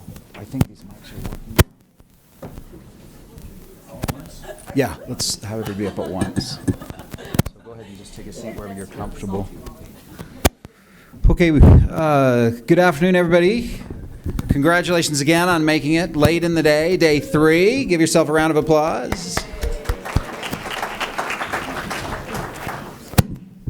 Okay, so we're gonna do a little bit of a panel presentation here and talk about really the future of Great Salt Lake and mineral extraction. And I'm the moderator for the panel, and I chair the Great Salt Lake Advisory Council. But we're pleased to have a great panel with us together today. We've got a couple of people representing industry perspectives, a couple of people representing sort of regulatory perspectives. So we've got Rafe Soley, CEO of Lilac Solutions. We appreciate him coming in from out of town. John Mackey, Director of the Utah Division of Water Quality. Mark Reynolds, who's the Lithium Extraction Manager for U.S. Magnesium. And Ben Stearman, who's Deputy Director for Forestry, Fire, and State Land. So we appreciate all of them taking time out of their busy schedules to be here today. So here's what I want them to do is we're going to have them go through, a couple of them have slides, the other ones don't. They'll just have some prepared remarks to kind of introduce themselves and a little bit of the perspective that they bring to this. Before we get to that, I just wanted to say, when I think about the challenge of saving Great Salt Lake, as we think about all of the various competing demands for this resource, right? We think how much water is needed, right? How much effort is needed in the wetlands and things like that. It's a really, really tall mountain to climb.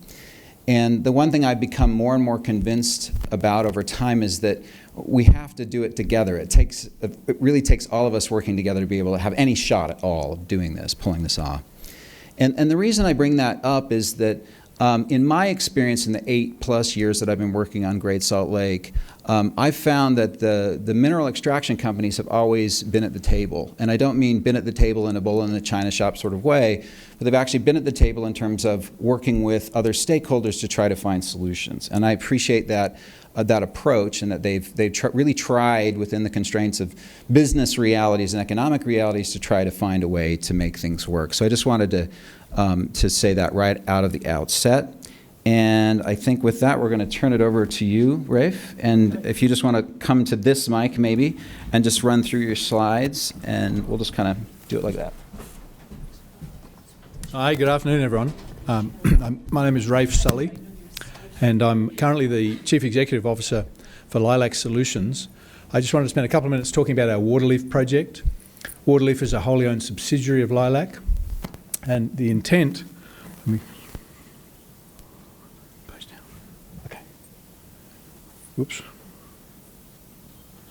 So Waterleaf's mission is to extract lithium from the Great Salt Lake in an environmentally sustainable way. We think it's important to try and help develop a supply chain for these critical minerals, which are part of the energy transition we're seeing around us in North America. If we don't find ways to get lithium and other critical minerals in North America, then we're at the behest of other entities internationally. We have to import those materials to use in critical uses. Okay, we have a good, strong team. We've got an office here in Salt Lake that does all of the design work for what we call direct lithium extraction, or DLE. The key point about our technology is that it doesn't evaporate any water from the lake. We take the water out of the lake, we extract the lithium, and then we put the water back. So the water going back in is the same volume that comes out. We think that makes it sustainable over time and allows us to develop, as I said, a critical mineral or a source of critical minerals here within North America. Lilac Solutions itself has developed this technology over the last 8 years.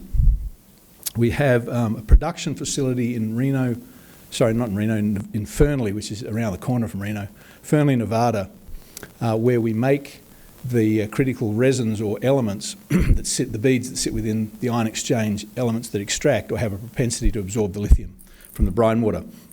We've successfully completed field pilots now in 5 locations that demonstrate at a sub-commercial scale this technology works and works very well The next step for us is to build a commercial facility. We would like to do it here on the Great Salt Lake. Headquarters are in Oakland, California. Just a little bit about, again, on the process. We don't use any potable water. We do have some groundwater that we use in addition to the water that comes out of the lake. We would draw the water out of the lake. It runs through a filtration process just to remove sediment, sand, other solids. It goes through our central direct lithium extraction unit. The lithium is extracted from the water. The rest of the water is then put back into the lake with a little bit of makeup from the groundwater that we've used to wash the beads and help with the process. The net is that there's actually a little tiny bit more water going back in than we've pulled out. So that's us. That's Lilac Solutions. Our project is Waterleaf. We own Waterleaf. It's 100%. It's a subsidiary of Lilac. And I'm going to hand over the time to John.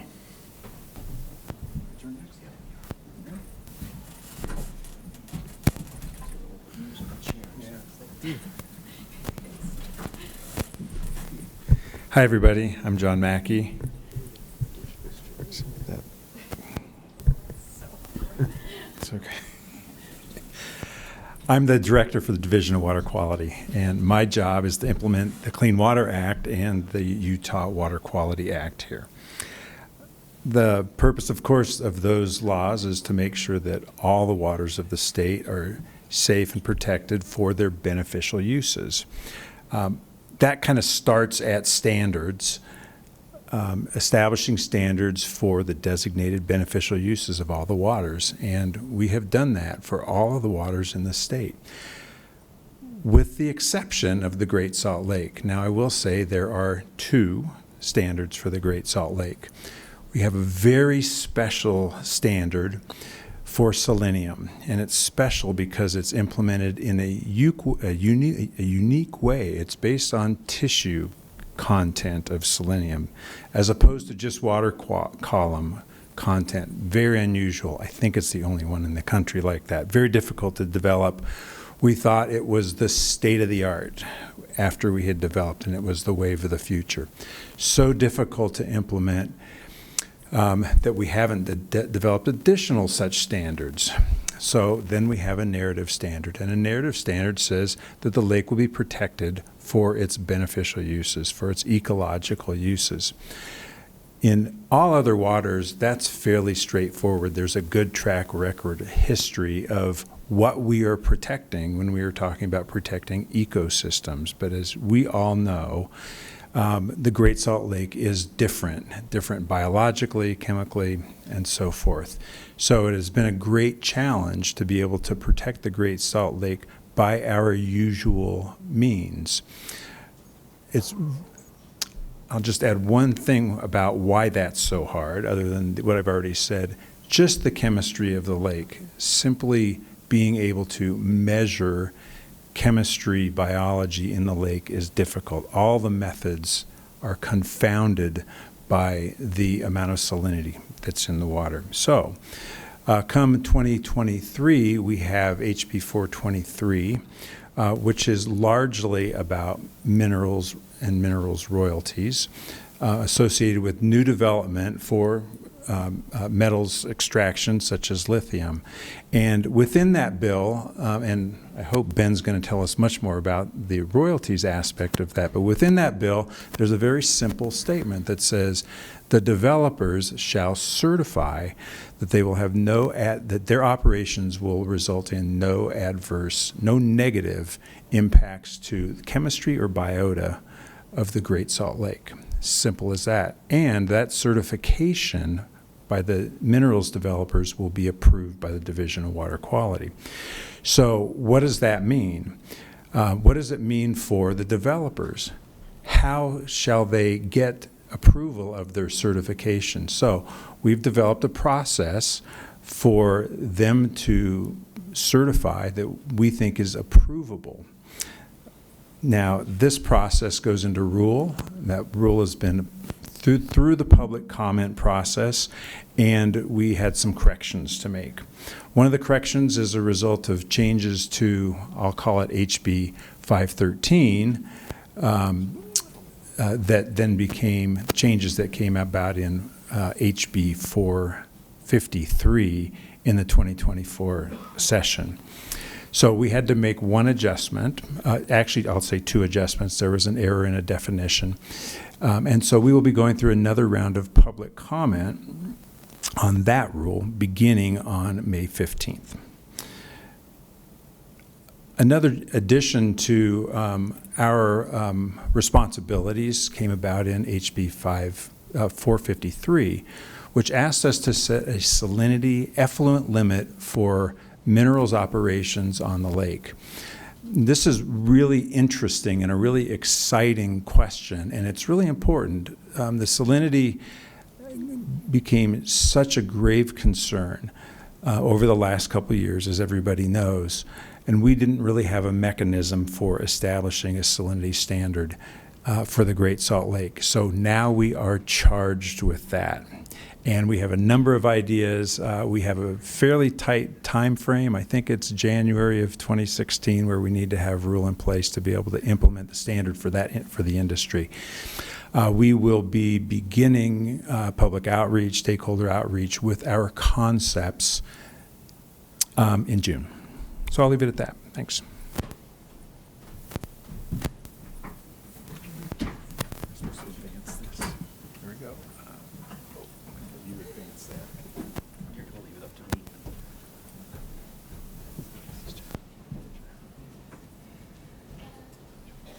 All right, awesome. My name is Mark Reynolds. I'm a chemical engineer, and I've had the privilege of working on the Great Salt Lake in mineral extraction for 13 years over 2 different companies. So grateful for the opportunity to be able to kind of introduce this to you and give you a quick overview. The microphone. All right. There are 4 major brine extractors on the lake, and the oldest dating back to 1918. The one thing that, what we do on the lake, and you can see the locations of those ponds located with stars. The thing we do is bring water into shallow ponds. As the water evaporates, different minerals in the water saturate and fall out and crystallize. Then later those minerals are harvested and used for the various products that we produce. The benefits to the state are thousands of high-paying jobs, even multi-generational careers on the lake. Also billions in royalties, fees, and taxes, a lot of which goes to fund improvement projects for Great Salt Lake. So what do we make? We make salt. We keep the roads safe during the wintertime when it's icy and cold. We make sulfate of potash, which is an organic, low-chloride fertilizer. That means more food with less water and less land.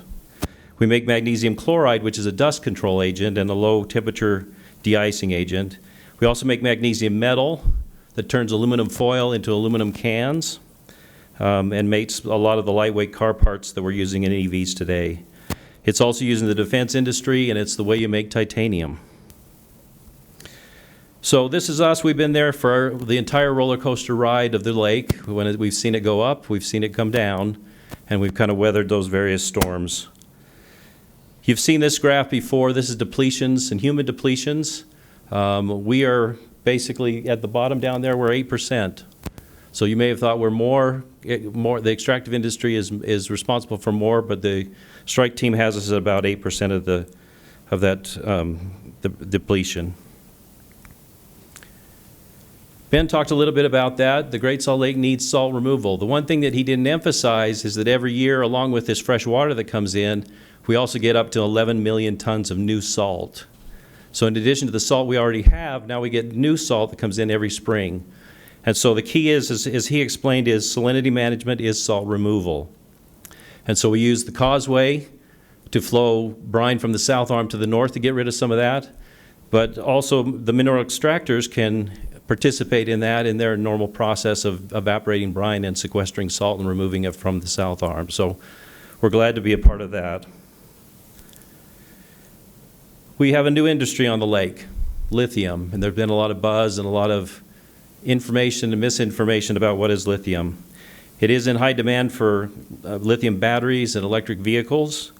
In 2019, US Mag, the company I work for, constructed a lithium carbonate plant. But we're not using brine from the Great Salt Lake. We went out to our stockpile of salts that we've been setting aside for the last 50 years, and we recycle that salt to extract the lithium and produce a lithium carbonate product. And then just in the last month, we've installed a direct lithium extraction technology to improve that efficiency. And we'll talk a little bit more about that. So can you make lithium from the brine on the Great Salt Lake? Of course, that's what Rafe's here for and his company. But the low lithium and high magnesium content make it very, very difficult. The South Americans do it by just putting everything in a big pond and moving it all the way down until it turns yellow. Now that thankfully does not work in Utah. We have too short of summers and too wet of winters, so we're not going to be evaporating our way to high levels of lithium. So what is direct lithium extraction? It's a selective ion absorption resin. So a resin is these little beads you can see on the screen that look like fish eggs. It promises extraction of those minerals without evaporation, but non-evaporative doesn't necessarily mean that it's totally neutral as far as environment. And let me just say that it works for lithium. There currently is not a commercial process for the other minerals on the lake. Maybe someday, and that'll help reduce the amount of evaporation requirements to obtain those minerals, but for now, it's not feasible. So I borrowed the best example I could. I borrowed Lilac's example of a plant. So I think people have got the misconception that it's easy. And even with this direct lithium extraction technology, it's not easy. The number 3 up there is the DLE system that's Lilac's system. It's the heart of the whole process. But it is just one small part. The rest of that whole chemical plant is there to prepare the brine and convert the brine after it goes through the DLE system. The other thing to note is that number 10 up there, that's a chlor-alkali plant that uses electricity to split water and salt to make the acid, the bases, and the bleaches that are necessary to make it all work. So it's not an ice cream truck that backs up and sucks up some of the lithium and spits it back out as a final product. It's complicated, and that's why, but it's a good technology. I hope someday that we'll have the technology for all the other minerals as well, and we can kind of do something a little bit different than what we've been doing. So what about the future? We want to continue to be vital partners with Utah as we have in the past. We'd like to continue to produce the products that we make, that we need, the jobs and the state revenue that we do, and do it with minimal effect on the water depletion. We know that the technology will improve. We'll adopt it as necessary and as it becomes really viable and safe, and where it makes sense. And we are committed to collaborate and help strike that balance for the many uses on the Great Salt Lake. Thank you. Good afternoon. My name is Ben Steierman. I'm the Deputy Director of the Division of Forestry, Fire, and State Lands. And I'm going to start by just saying I was told it was optional to present a PowerPoint, and I chose the option of not preparing one. So I'm just going to tell you a little bit about our division. So we are the Executive Management Authority for sovereign lands in the state of Utah. That includes Great Salt Lake, and we also manage the state's mineral assets. So on Great Salt Lake, that's unique because most of the minerals are held in suspension, but that also includes all other mineral assets in the state that the state owns outside of SITLA. So any other minerals that are being leased under UDOT right-of-ways, things like that, go through our division. So we have our fingers in a lot of different areas. I would say that there's a lot that's happened in the last 5 years. We've had a unique relationship with industry because we collect royalties on the minerals that they extract. The royalties that we extract or that we collect, thanks to Mr. Hawks here, go back to the lake. So it's a great opportunity to be able to do some conservation, as Mark said. But these minerals that are in the lake, they belong to everybody here in this room. They're a public trust asset, so we take that very seriously, and we also try to balance that against the lake to make sure that we're managing that responsibly. So with that, I think I'm just going to let Tim get right into it.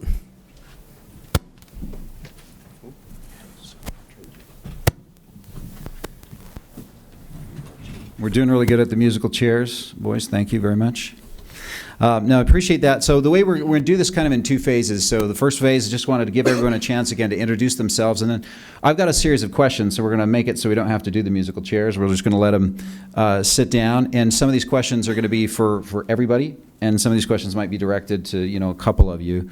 But the first question is just this. Sometimes it's easy to demonize the mineral industry, sort of the boogeyman out there, competing with the ecosystem for resources. What's your perspective on that? And this is a question for each of you. Just if you could just kind of react to that. Maybe Ben will, sure. We know we just had you up here, but we'll have you start with that, and we'll just go down the line. Yeah, thanks, Tim. I think that it's easy to point fingers at the mineral industry because they're really present on the lake. But I think that we all need to take a little bit of responsibility as well. I think everybody here probably, snacks on almonds, drives on the roads where we put salt, and uses those resources. So if we want to point fingers, I think we can certainly do that. But I think there's probably an easier or more effective route, I should say, or more realistic as well, which is to try to find solutions. And I think that's what we've done largely with like HB 513, where we've looked at possibilities of finding innovation to perhaps use less water and really improve the conditions there at the lake. So I would just say that the mineral companies certainly have had the finger pointed at them, but I think there's a lot of opportunity to find some paths forward. Thanks, Ben. Mark, you've probably had some fingers pointed at you.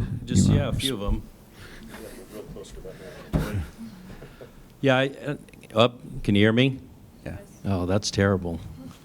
Well, I think there, some of it comes back to us as the mineral industry. Sometimes we've not been as transparent as we could be. We've not reached out and participated like we should have, and that's our fault. When I was working for Compass Minerals, my second grader was asked by his teacher to explain what his father did for work. He told them that I designed and built roller coasters because that was a lot more exciting and interesting. Plus, that made sense to a second grader where what we do is very complicated. And so most people can't invest the time to really get beyond the sound bites and really understand all that goes into the solar ponds, the conversions, and everything else. But again, that's, somewhat responsibility falls back on us to reach out and do a better job of that. Thanks, Mark. Rafe? The reputation's probably been earned over time. Reputation's probably been earned over time. I think the good news is standards are changing. And I think technology's got a big role to play here to allow us to extract minerals in a way that is better than we did previously. Thanks, Rick. Maybe it's just me, but if you have an Australian accent, everything just seems to have more credibility. John? Tim, I guess I'm going to say sometimes as a regulatory agency, I feel a little bit demonized as well. Our job is to protect water, and our job is to work with industry, communities, leadership, to protect the water, and we do it through an enforcement process, right? A compliance and enforcement process. So it's not always easy. We have to work through a lot of challenges with permittees, industry, and everyone else. So in the end, what we find, and certainly in Utah, is that industry, as well as other permittees, they want to comply. It's in their interest to comply, and so that's what we work towards. Is building the ability to work and accomplish and solve problems, so that industry can do what they do, and we're protecting the waters as well. Thanks, John. I want to pivot and turn a little bit to that. Some specific examples, really, and I'm going to ask each of you again, and Mark, we'll probably start with you. Just examples you can think of cooperation where industry has worked, in your estimation, has worked well, either with regulators or the public or advocates for the lake. Just good examples of cooperation from an industry or a regulator perspective. Well, some of the best experiences that I've had have been in some of these collaborative councils, where the Great Salt Lake Advisory Council, the Salinity Committee, and those where we get diverse voices and we're able to hear each other, and I think we're able to kind of bridge some of those concerns. The other thing is that we've actually approached the Salinity and the Advisory Council and asked them to fund a study to quantify the effect we have on evaporation and salinity and all those other questions that are asked when we are demonized. But I appreciate the collaboration, the opportunities there. Thanks, Mark. Rafe? We've been involved in talking with legislators about the recent laws that have been passed, and I've enjoyed participating. Yeah, it keeps cutting out. Do you want to either try this one or come here? I was going to say, I've enjoyed the collaborative processes over the last 18 months as the legislators put together rules and legislation to help protect the lake. And I've enjoyed being invited to participate, or us as Lilac being invited to participate in those discussions. And we've worked very closely with FFSL, DNR and others to understand what the concerns are and to make sure that proposals we put forward are going to satisfy those requirements. Thanks, John. Well, lots of collaborations, working together with leadership and working with industry throughout this process. I guess one thing I'll say is with HB 513, there's a sort of a mandatory connection, collaboration, co-regulation of industry between us and forestry, fire, and state lands, which is interesting. And I think that it helps to promote even more of that, collaborative working together, working collaboratively, for the interest of the state's interest and hopefully for industries too. Thanks, John. I mean, that's one thing that I noticed, and I think other observers notice when we talk about the lake, is sometimes we have regulation happening from different, everyone has their own responsibility, but do the agencies themselves sort of come together to coordinate, and I think that's part of the idea behind the Commissioner's Office and some other things, so I appreciate you pointing that out. So, go ahead, Ben. Yeah, thanks. I've been with the division now in my role for about 2.5 years, and I have to say it's been a really challenging 2.5 years, and it's not always been easy too.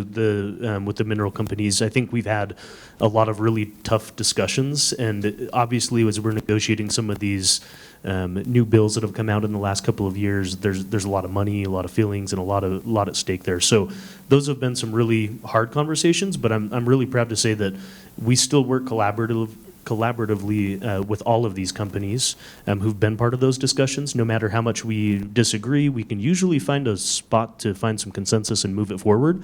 And then I would say that, with HB 453 passing, there's an incredible opportunity for all of the companies to enter into these voluntary agreements. And so far we have a term sheet that we've agreed on with Compass that is going to relinquish a substantial amount of water and land assets.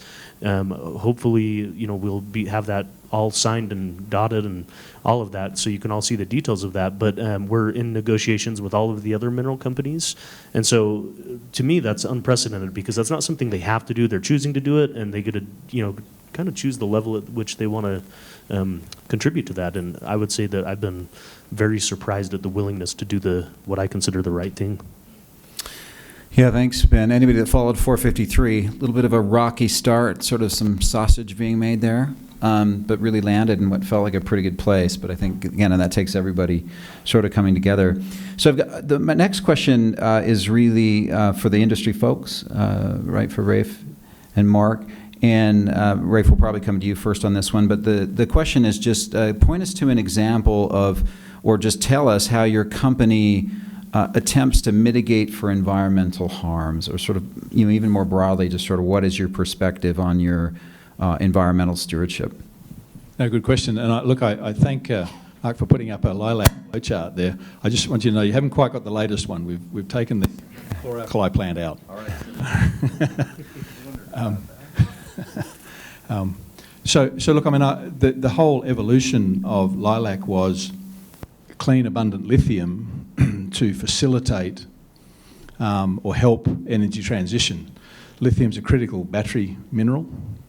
90% of the world's hard rock reserves are processed in China today and come to us as batteries in cars.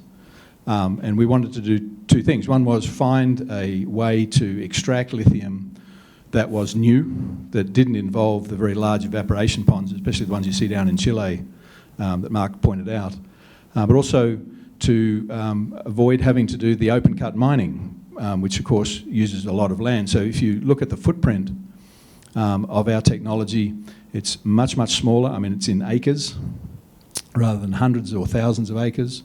And the process, the work we've done to date, demonstrates that you can extract the lithium. And Mark is right, the central unit is the heart of the DLE. The rest of it is actually technology that exists today. But just being able to extract that out of the brine on a very small footprint means you avoid the evaporation, you avoid the open cut mining, and which is important, but also that you're developing a supply chain for these critical minerals here. And we're not beholden to foreign powers for these very critical minerals. So that's kind of our, that's the genesis of LILAC, and that's our goal. Thanks, Ref. Mark? Yeah, 3 of the 4 of the major mineral producers on the lake, actually the plant was designed before the EPA even existed. It was when we were still putting lead in gasoline because we thought that was a good idea. So we've had a lot to learn. It's been a hard road. We've made some mistakes, but we've worked to comply. And as far as I know, everyone's has worked to comply with whatever rulings have come down the line. The other thing, we've put in technology for scrubbing and cleaning the air and the water. We also adopt technology like recycling these waste salts to make a product that we need, but also to be able to reuse some of that material that was processed a long time ago. Thanks, Mark. Next question is really for our agency folks, and it's kind of in a similar vein, though. It's I'll start with you, Ben, and then we'll go over to John. But what would you point to, a good example where you feel like your agencies really put their best foot forward in terms of engaging with industry or working in these multi-stakeholder kind of processes? What do you see as the best examples of that? Oh, that's a good question, Tim. I think that there's probably a couple of examples I would point to. I would say that our involvement on like the Salinity Advisory Committee, we have mineral industries, the brine shrimp industry, all sitting on that committee with us to help inform some of those decisions, and then also some of that science. I got to say, folks like Mark are invaluable. They know a lot about the lake and the chemistry and some of those things, so it's great to have that perspective on the committees. We also have, great opportunities. Like right now, you probably heard from Director Barnes this morning about our mineral leasing plan and comprehensive management plan update. This is a great time to be able to, get all of our stakeholders together and try to find a way to manage those and shape the future of what, mineral extraction and the management of Great Salt Lake looks like in the future. Thanks, Ben. Mark? Thanks, Tim. I'll try to. Sorry, John. That's okay. Mark thought he was going to get a question he wasn't ready for. Well, so, I think a really good example, I maybe complained a little bit earlier about the selenium standard, the tissue-based selenium standard, which requires collecting bird eggs and analyzing the selenium in bird embryos. Pretty complicated, difficult process to be able to regulate around. But the way, there are very few, 2 entities who need to follow that procedure from a compliance standpoint, meaning that they have to go out and collect eggs and evaluate the presence of selenium in the physical environment, if you will, in the tissue environment. It's very challenging, but the cooperation between the agency and those 2 companies has been really fantastic, and the work that they produce, which is public, is really, really top-notch science and very interesting to see the progression and the protectiveness that the discharges are providing through the management of those discharges by the industries. I guess the other thing I'll add, the second one I'll mention is just recently working with the HB 513. The Waterley folks are interested in moving forward with their process, their non-depleting process for extraction of lithium. We're in the middle of making a rule that has implications from a permitting standpoint, while also the industry is also working to help finalize the forestry side of that.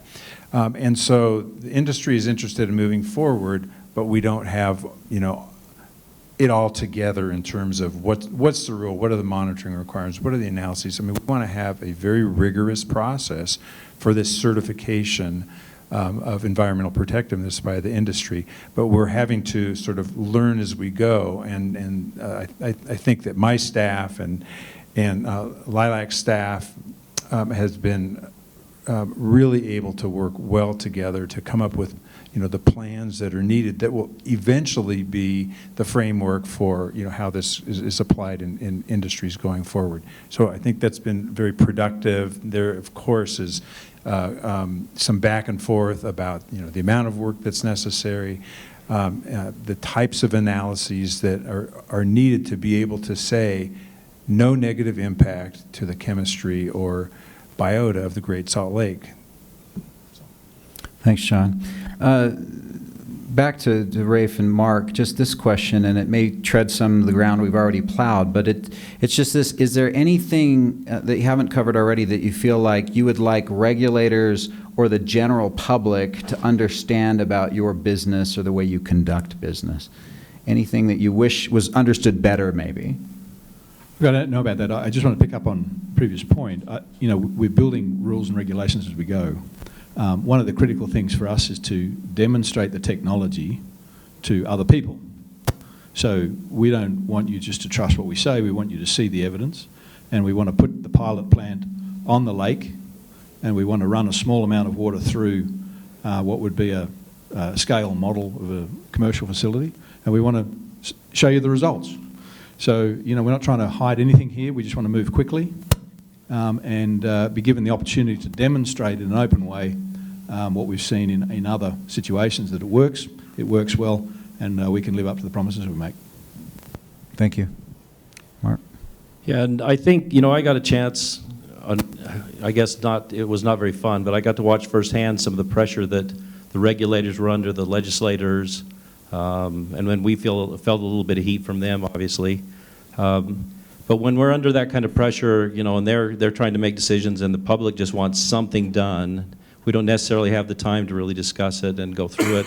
Sometimes we don't make the best of decisions. So, the more we can slow things down, the more we can get the table bigger and get more people at the table, the better decisions we'll make, and then the more inclusive the solutions. So we look forward to a little bit of maybe a hiatus here for another 8 months before we go at it again, but we hope that we've covered that. I think the last thing is just that, especially with the lake, it is so complex. It was wonderful because it is complex.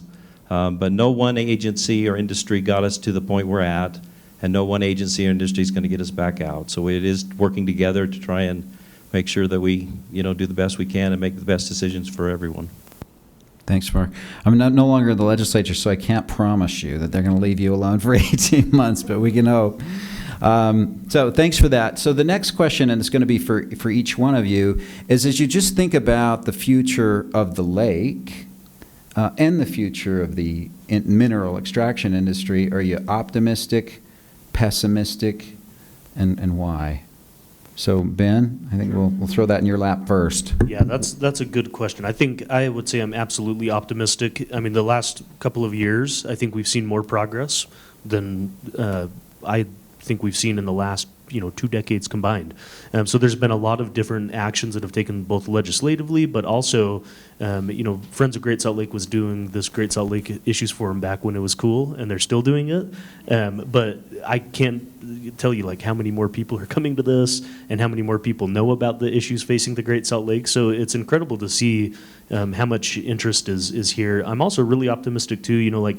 Companies like Waterleaf, if they're able to prove up on what they say they can do, then we have a great solution to continue to electrify our world and do these things. So I'm again kind of cautiously optimistic. I really want to see this feasibility study from Waterleaf go through, because I think it'll probably shape the way we do things here on Great Salt Lake, and hopefully, if it works, we can look at other opportunities for other minerals that don't rely on evaporation as well.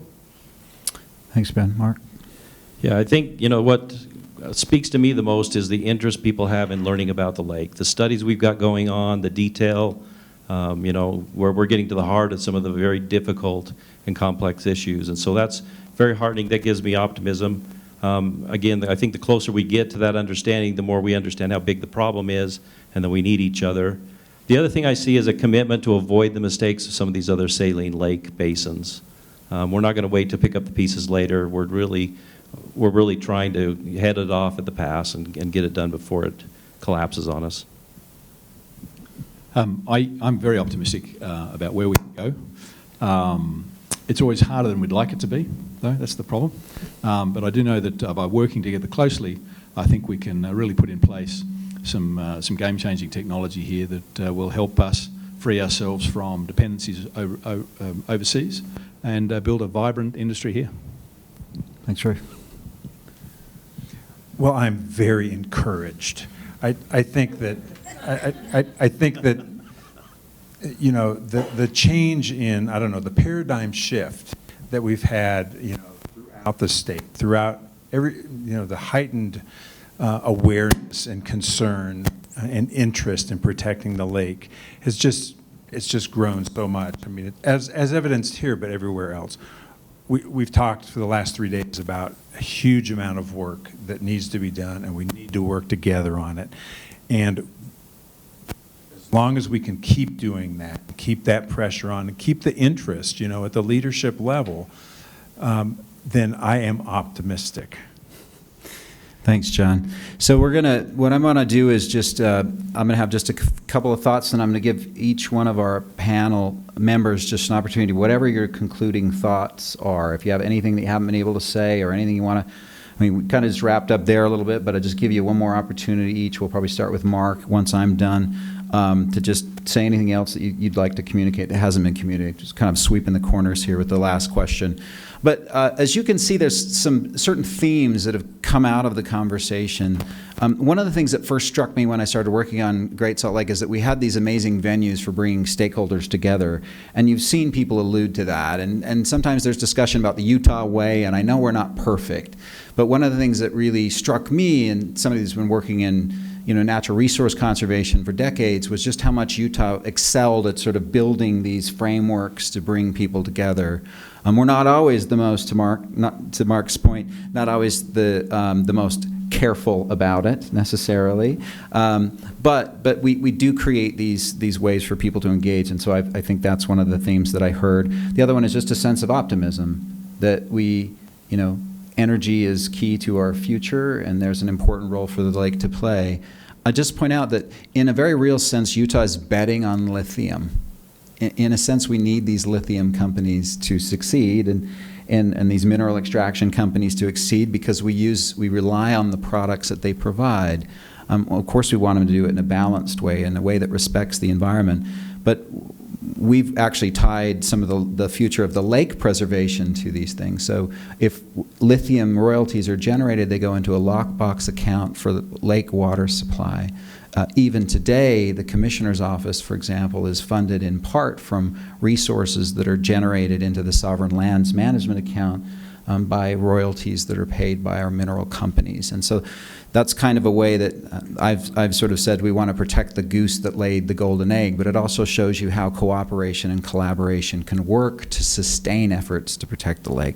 So with that, I want to thank our panel participants, but I also want to give each one of them a chance for final words. Mark, we'll go with you, and then Rafe. Yeah, just to, kind of agree with what Tim's saying, as far as lithium. I don't think we even make up, current industry even makes up 1% of the world lithium in the U.S. So that means we're going to other people that are less friendly to get that. The same can be said for, the other metals that we extract, including magnesium. Our fallback is China, Iran, and Russia. And so we do need to make sure that we figure out a better way and continue to, use the resources we have in a responsible manner. For me, again, it's going to come back to collaboration. Is everyone willing to stay at the table and make the hard decisions? Are we able to spend the time to understand each other, understand some of the complexity, and put in the time to make sure that we make good decisions? But appreciate the opportunity to be here. Thanks. Let's go to Rafe next. Look, just to echo a number of things that have been said before, I think it's great to be able to be in a place where we can have these robust discussions.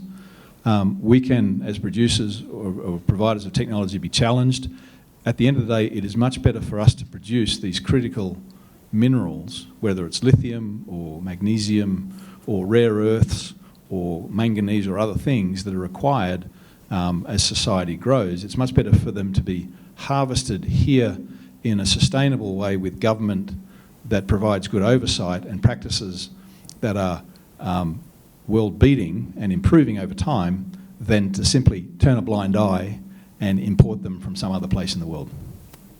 Thanks, Rafe. John? Thank you. Thank you. I guess what I will say is similar to what others have said. The industry is important. The impact, the importance it is to the economy is important. With 513, we brought a new dimension into that equation, and that is, let's be prosperous by developing these minerals, but let's do it in a sustainable, if you will, but with water conservation high in the consideration list. And I think that should be our perspective as we continue to grow and continue to build all other parts of our economy, is to make sure that the importance of water conservation is factored in. Thanks, John. Ben, you get the last word. Wow, what an honor. So I'd like to emphasize just how important it is for those of you that are here to stay involved. And I'm really talking to those of you that are still here because it's 4:30 on a Friday afternoon, so I know that you all are dedicated to the Great Salt Lake, but there's an incredible opportunity to get involved with our management plan, with the mineral leasing plan, and even the rules that we're writing that are going to guide the future of how we regulate minerals on Great Salt Lake. So if you're interested, get involved. We're going to have a lot of information coming out about how you can stay engaged with our planning efforts and then those forthcoming rules. So thanks for being here. Thanks, Ben. Great opportunity and invitation there to engage. So that's it. With that, if you could give our panel a round of applause. We appreciate them being here. Okay, we can take Sure. Any burning questions before we turn it over to Candace to bring us home? Yes. Hello. Hi. Thank you all so much for being here. My question is for Mark. It's not specifically related to Great Salt Lake issues, but you're here and I'm very curious. To be fully transparent, I put a lot of personal research and effort into supporting HB 220 last year, and while I understand that the DAQ study period extends through the end of this year, I'm curious to know if U.S. Magnesium is currently looking into halogen gas reductions and methods to do that, and to what extent they might be reduced. Thank you. Boy, that's it. Thanks for serving up that softball. Yeah. Mark, take it away. I are a chemical engineer, but I don't know that I have that level of detail as far as that goes. We're working, obviously, to comply with our air quality permits. If there's any new, insight that comes in, then we'll certainly, work with the agency to adopt it. But I don't have any more detail than that. Okay, thanks, Mark. Yeah, next question. Thanks. If you could say a bit more about how the lithium extraction process does change the chemistry of the brine that's used, and what work has gone into the determination that there's not any long-term, environmental impact on the lake ecosystem. So, Rafe, I think that's you, right? Happy to answer that. That's a great question. Look, this is ion exchange. If you have a water softener in your house, that's ion exchange. The difference is we're loading up our vessels with beads that extract lithium rather than magnesium or calcium to soften the water. If you look at the chemistry analysis, the chemical analysis of the brine before it goes in with the chemical analysis of the brine after it comes out of our DLE unit, and remember we've racked up about 500,000 hours of testing in our Oakland facilities with about 70 different brines from around the world, and we've also done a number of field pilots. And these field pilots are at larger scale. They'll be similar to what we plan to do here on the Great Salt Lake. The test results of those show that the chemical analysis changes very little between the input and the output. The only difference is the lithium content goes down. And that's been, as I say, demonstrated through our testing in Oakland and in the field pilots. So it's just, that's a and that for anyone who's interested, I'm sure we can show you that. That'll be part of the discussion after the Great Salt Lake pilot, is to show those results to the legislators and demonstrate that the brine chemistry looks identical with the exception of the lithium content. One of the other things that's built into the bills that were passed is, a study and analysis to make sure that we're sustainable on the minerals that we extract. And so that's one of the things that's these guys' responsibilities, to make sure we're not over mining. There is lithium that comes in with the water, every spring. We need to make sure we're sustainable and we don't, deplete that resource. Is that right, Ben? I'd say the guy in line here to ask the next question is the one with the golden key there for that answer. Take it away. Yeah, they just teed you up perfectly. Or maybe Elliot, Andrew. I was thinking about my question. You'll need to repeat that. Oh, okay. Well, basically, it's just that it is a limited resource, but I'll bet you Andrew and Elliot will tell you that there's likely some recharge that we're investigating in a study that just got funded. We're looking at the resource right now, and initial results indicate that there probably is some replenishment of lithium into the system, and hopefully we'll have some idea of maybe how that works at some point in the near future. Yeah, sorry to put you on the spot, Andrew. No, that's he didn't know he was voluntary to answer questions. The USGS is also looking at that further upstream. Scott Penick is looking at that. We'll be looking a little closer afield to the lake. Okay. And what is your question? Turnabout is fair play. So. All right. So my question is related to the DLE for Mr. Sully. I'm curious, so the Great Salt Lake lithium concentrations, even in the North Arm, are lower than any sort of economic concentrations that are being produced really anywhere else globally. So there's that, and the magnesium to lithium ratio is really high. So I'm curious if the technology is proven to be economic sort of under those conditions. That's a great question. Many people have asked us this. So a couple of things to the question. The first is on the magnesium to lithium ratios. Actually, let me wind back up. Most DLE solutions out there at the moment are called aluminium absorption. And that was patented by DuPont about 50 years ago, and it's been in commercial production at Livent's facility in Argentina on the salar there. It works well in that situation. It does not work well when there are high magnesium ratios. Okay, aluminium absorption struggles with that. Ours is ion exchange, and I could show you the test data, and the beads are very selective for lithium, but they are non-selective for everything else. They just ignore everything else. So as the brine washes over the beads, the lithium is absorbed, and the magnesium, calcium, boron, other elements just go straight through. So there's no problem. One of the benefits of our technology is it's not affected by these high concentrations of other ions. And then from the economic perspective, this is a good question. If you look at the flow chart of the entire plant, so from taking water out of the lake and running it through the DLE unit to extract the lithium into a solution, and then converting that into a battery-grade lithium hydroxide or lithium carbonate, 75% of the capital is the downstream processing from what we call the eluate to the finished battery-grade product. 25% of the capital is the actual DLE unit. So here on the Great Salt Lake, the DLE unit has to be reasonably large to facilitate processing that volume of water. Run out of battery, I don't know. Try it again. Let's see one more time. Try again? Okay. The DLE unit has to be upsized to process the larger volume of water, but there are no well fields or other systems, and the downstream is only as big as it would be regardless, for the size of production, regardless of the concentration of lithium.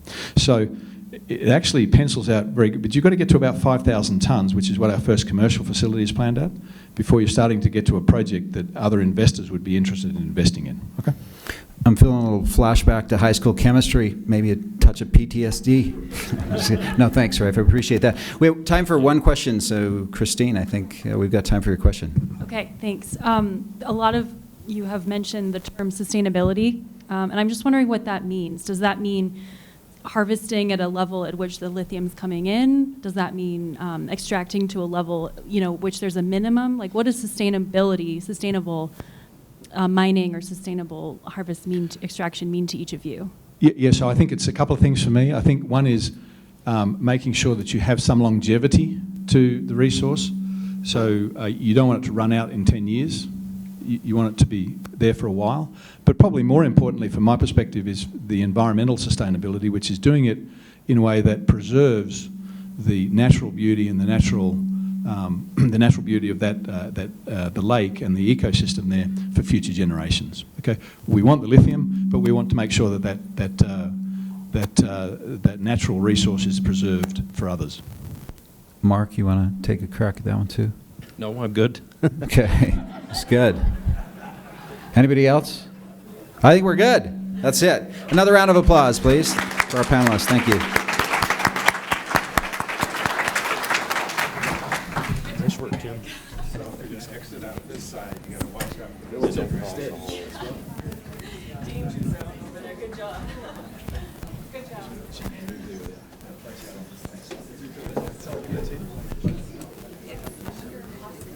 Okay.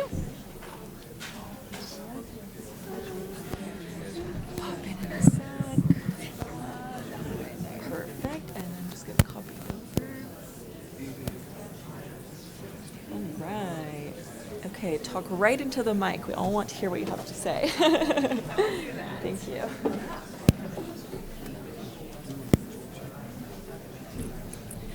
Holy cow, you guys, you made it. Woo!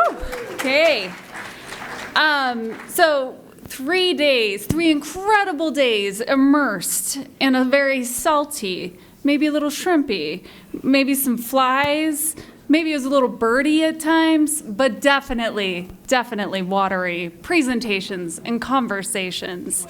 And so I'm a big believer in energy, and I think it's really an opportune time to have you all stand up, because we know that movement creates energy, and energy is the secret sauce to making amazing things happen.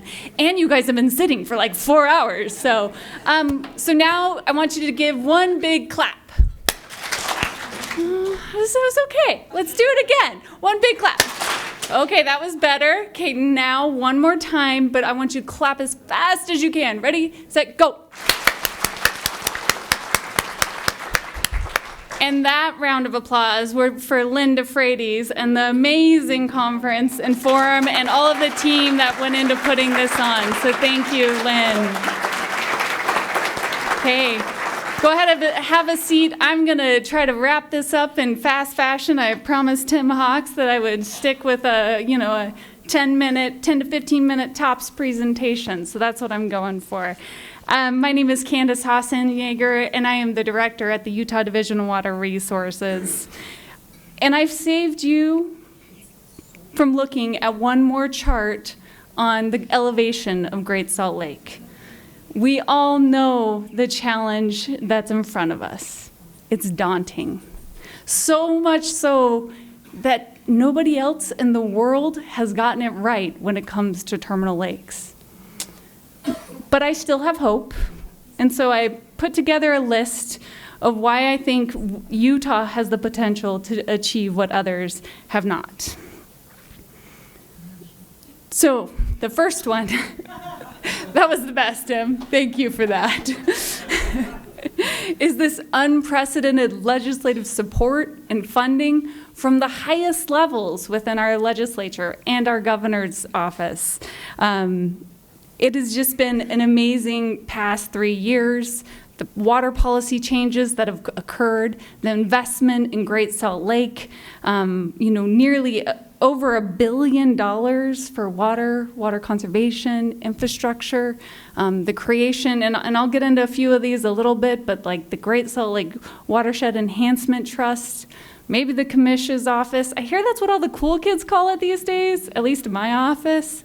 So just pretty amazing things that have occurred. We've got some new tools in our toolbox, and this is pretty amazing. And I know this was covered by our state engineer, Teresa Wilhelmsen, as well as Emily Lewis from Clyde Snow, about this ability to move water to create more flexibility within our system. It's pretty amazing that where the in-stream flow bill was, as it was originally passed, maybe a decade ago, was it about 10 years ago? Maybe even a little more, a few more years, and then to where it is today, to split season leases, water banking, so much has occurred that it helps create a more flexible system as we move water, and really, as the state engineer moves water. We've had expanded research and data occur. I've got to give a big shout out to Jeff Denblaker and his team at Jacobs. We hired them to help us work to develop the work plan for the Great Salt Lake Basin Integrated Plan. And they created this 78-page, so if you need any light-time reading after your 3 days of Great Salt Laking, document on a gap analysis. What do we know? What's in process? What do we not know?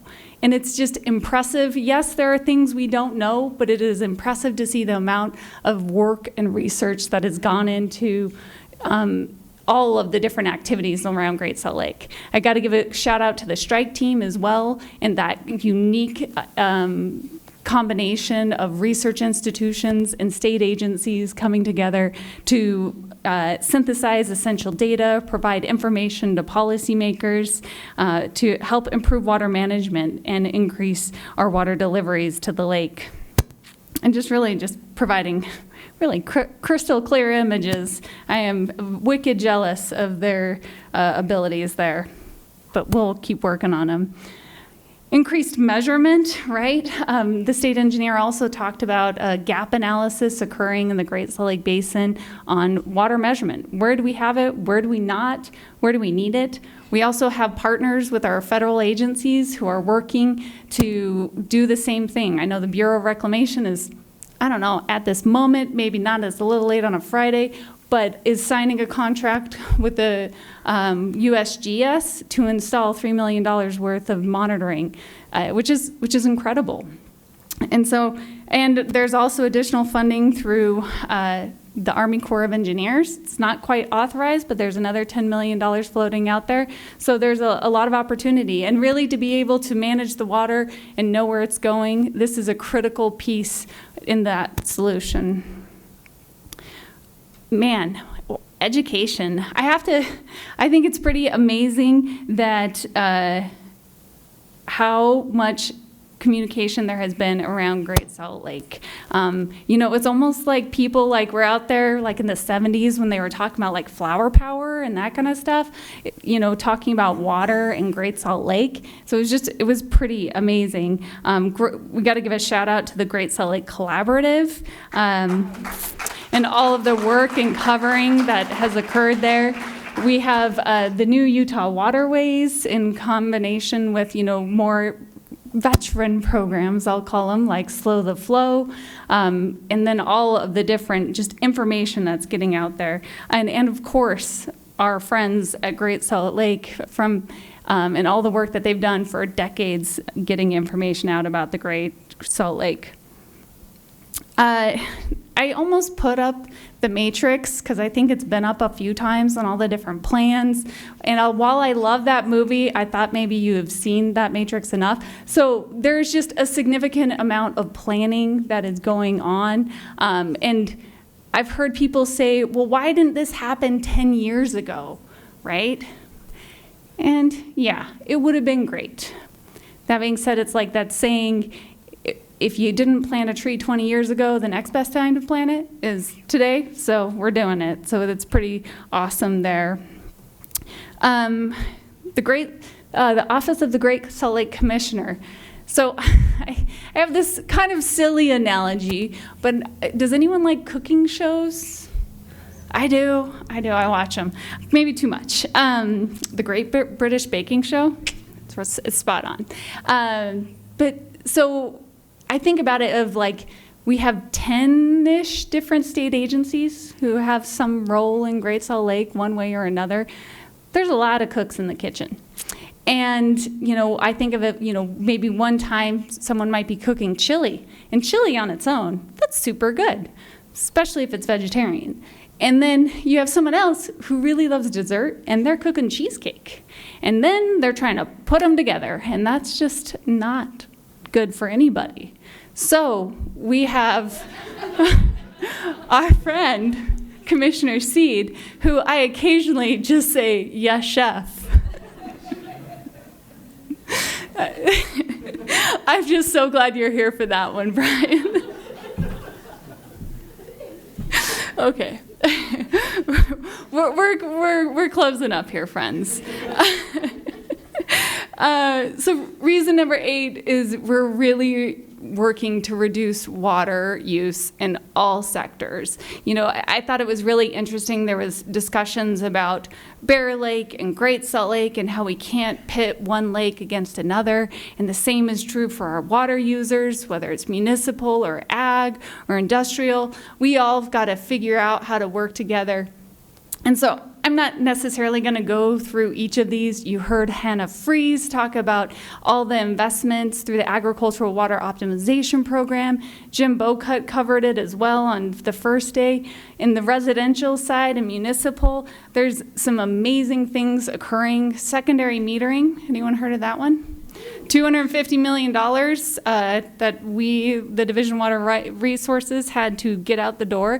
We have it all authorized, and about, I think it was 170 million is contracted, and we have another 6-7 months to get that contracted before the end of the year. So pretty exciting, and there are thousands of meters going in. There's over, I think the last count I saw was 39,000 meters have been installed. So pretty impressive, pretty exciting there. And then thank you.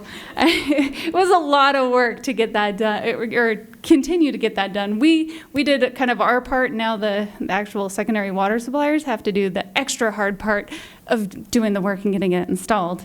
But also the landscaping incentives program is just pretty amazing. One of the things that I maybe begged or pleaded for was, let's give the cities a carrot in order to adopt water efficiency standards. And through the leadership we were able to do that. So now for a resident, which does make some residents frustrated, right here, my city has not adopted water efficiency standards yet, but those that live in a city who've adopted the standards are eligible for these landscape incentive programs across the state, which is pretty exciting.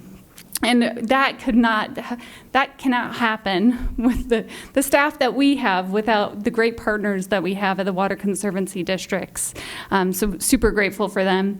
As far as government, there's been a lot of efforts to try to improve how government uses water. There has been goals set for government facilities. There's also requirements that any new government facility can't install more than 20% lawn, I think is what, if I'm remembering correctly. At least on the state facility side, it's a little different on the local side, but we're getting there, so that's pretty exciting. And I think someone talked about time, maybe in the previous presentation or so. And I think what we have been given, this gift, this reprieve of the last 2 years of having record snowpack last year and then above average snowpack this year, is it's just given us a little time to get all of these programs and things done. It does not mean we take our foot off the gas. We have so much work to do, but these do take time to get in, right? We have like secondary metering, we already talked about it. We got the money out the door, but we're still putting the meters in the ground. So things take time. Same thing for agricultural optimization. But we did get a little bit of a reprieve where we're not quite in crisis mode. I'm not saying we're there yet. So super grateful. And then finally, all of you. As I was pulling this slide together, I was like, I am missing so many people because it's really about all of you showing up, being here. What you do day in and day out is making a difference.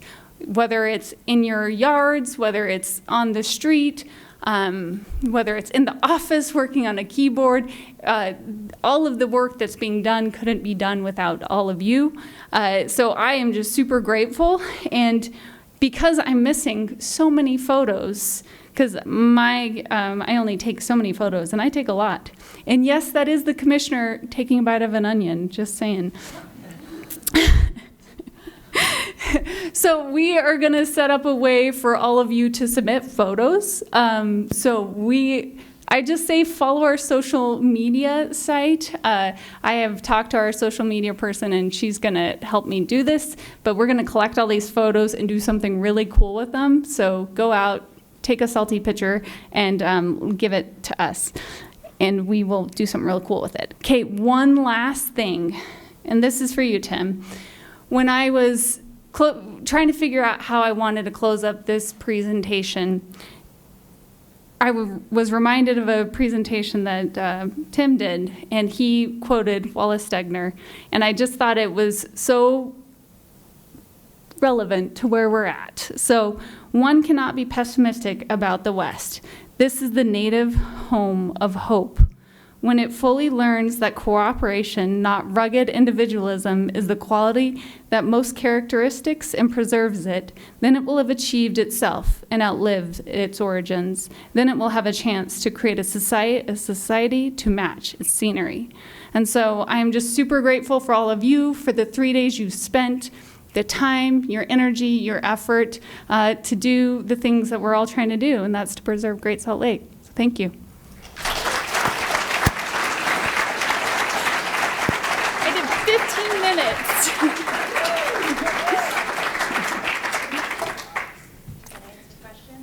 I think everyone wants to go home, but I mean, happy to if there's any.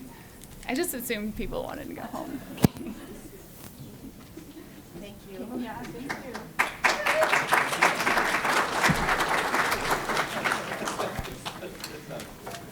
you. Okay, so thank you all for being here. If you have a ticket for the banquet tonight, we will see you at the Alta Club. It is sold out, so make sure if you're planning to go to that banquet, you have your banquet ticket with you. Ticketed attendees only. And let's see if there's anything else. So as a reminder, we have some upcoming events. So the Doyle Stevens Scholarship Awards. Oh wait, this is outdated. Anything else, Lynn, let me know. But we'll see you at the banquet.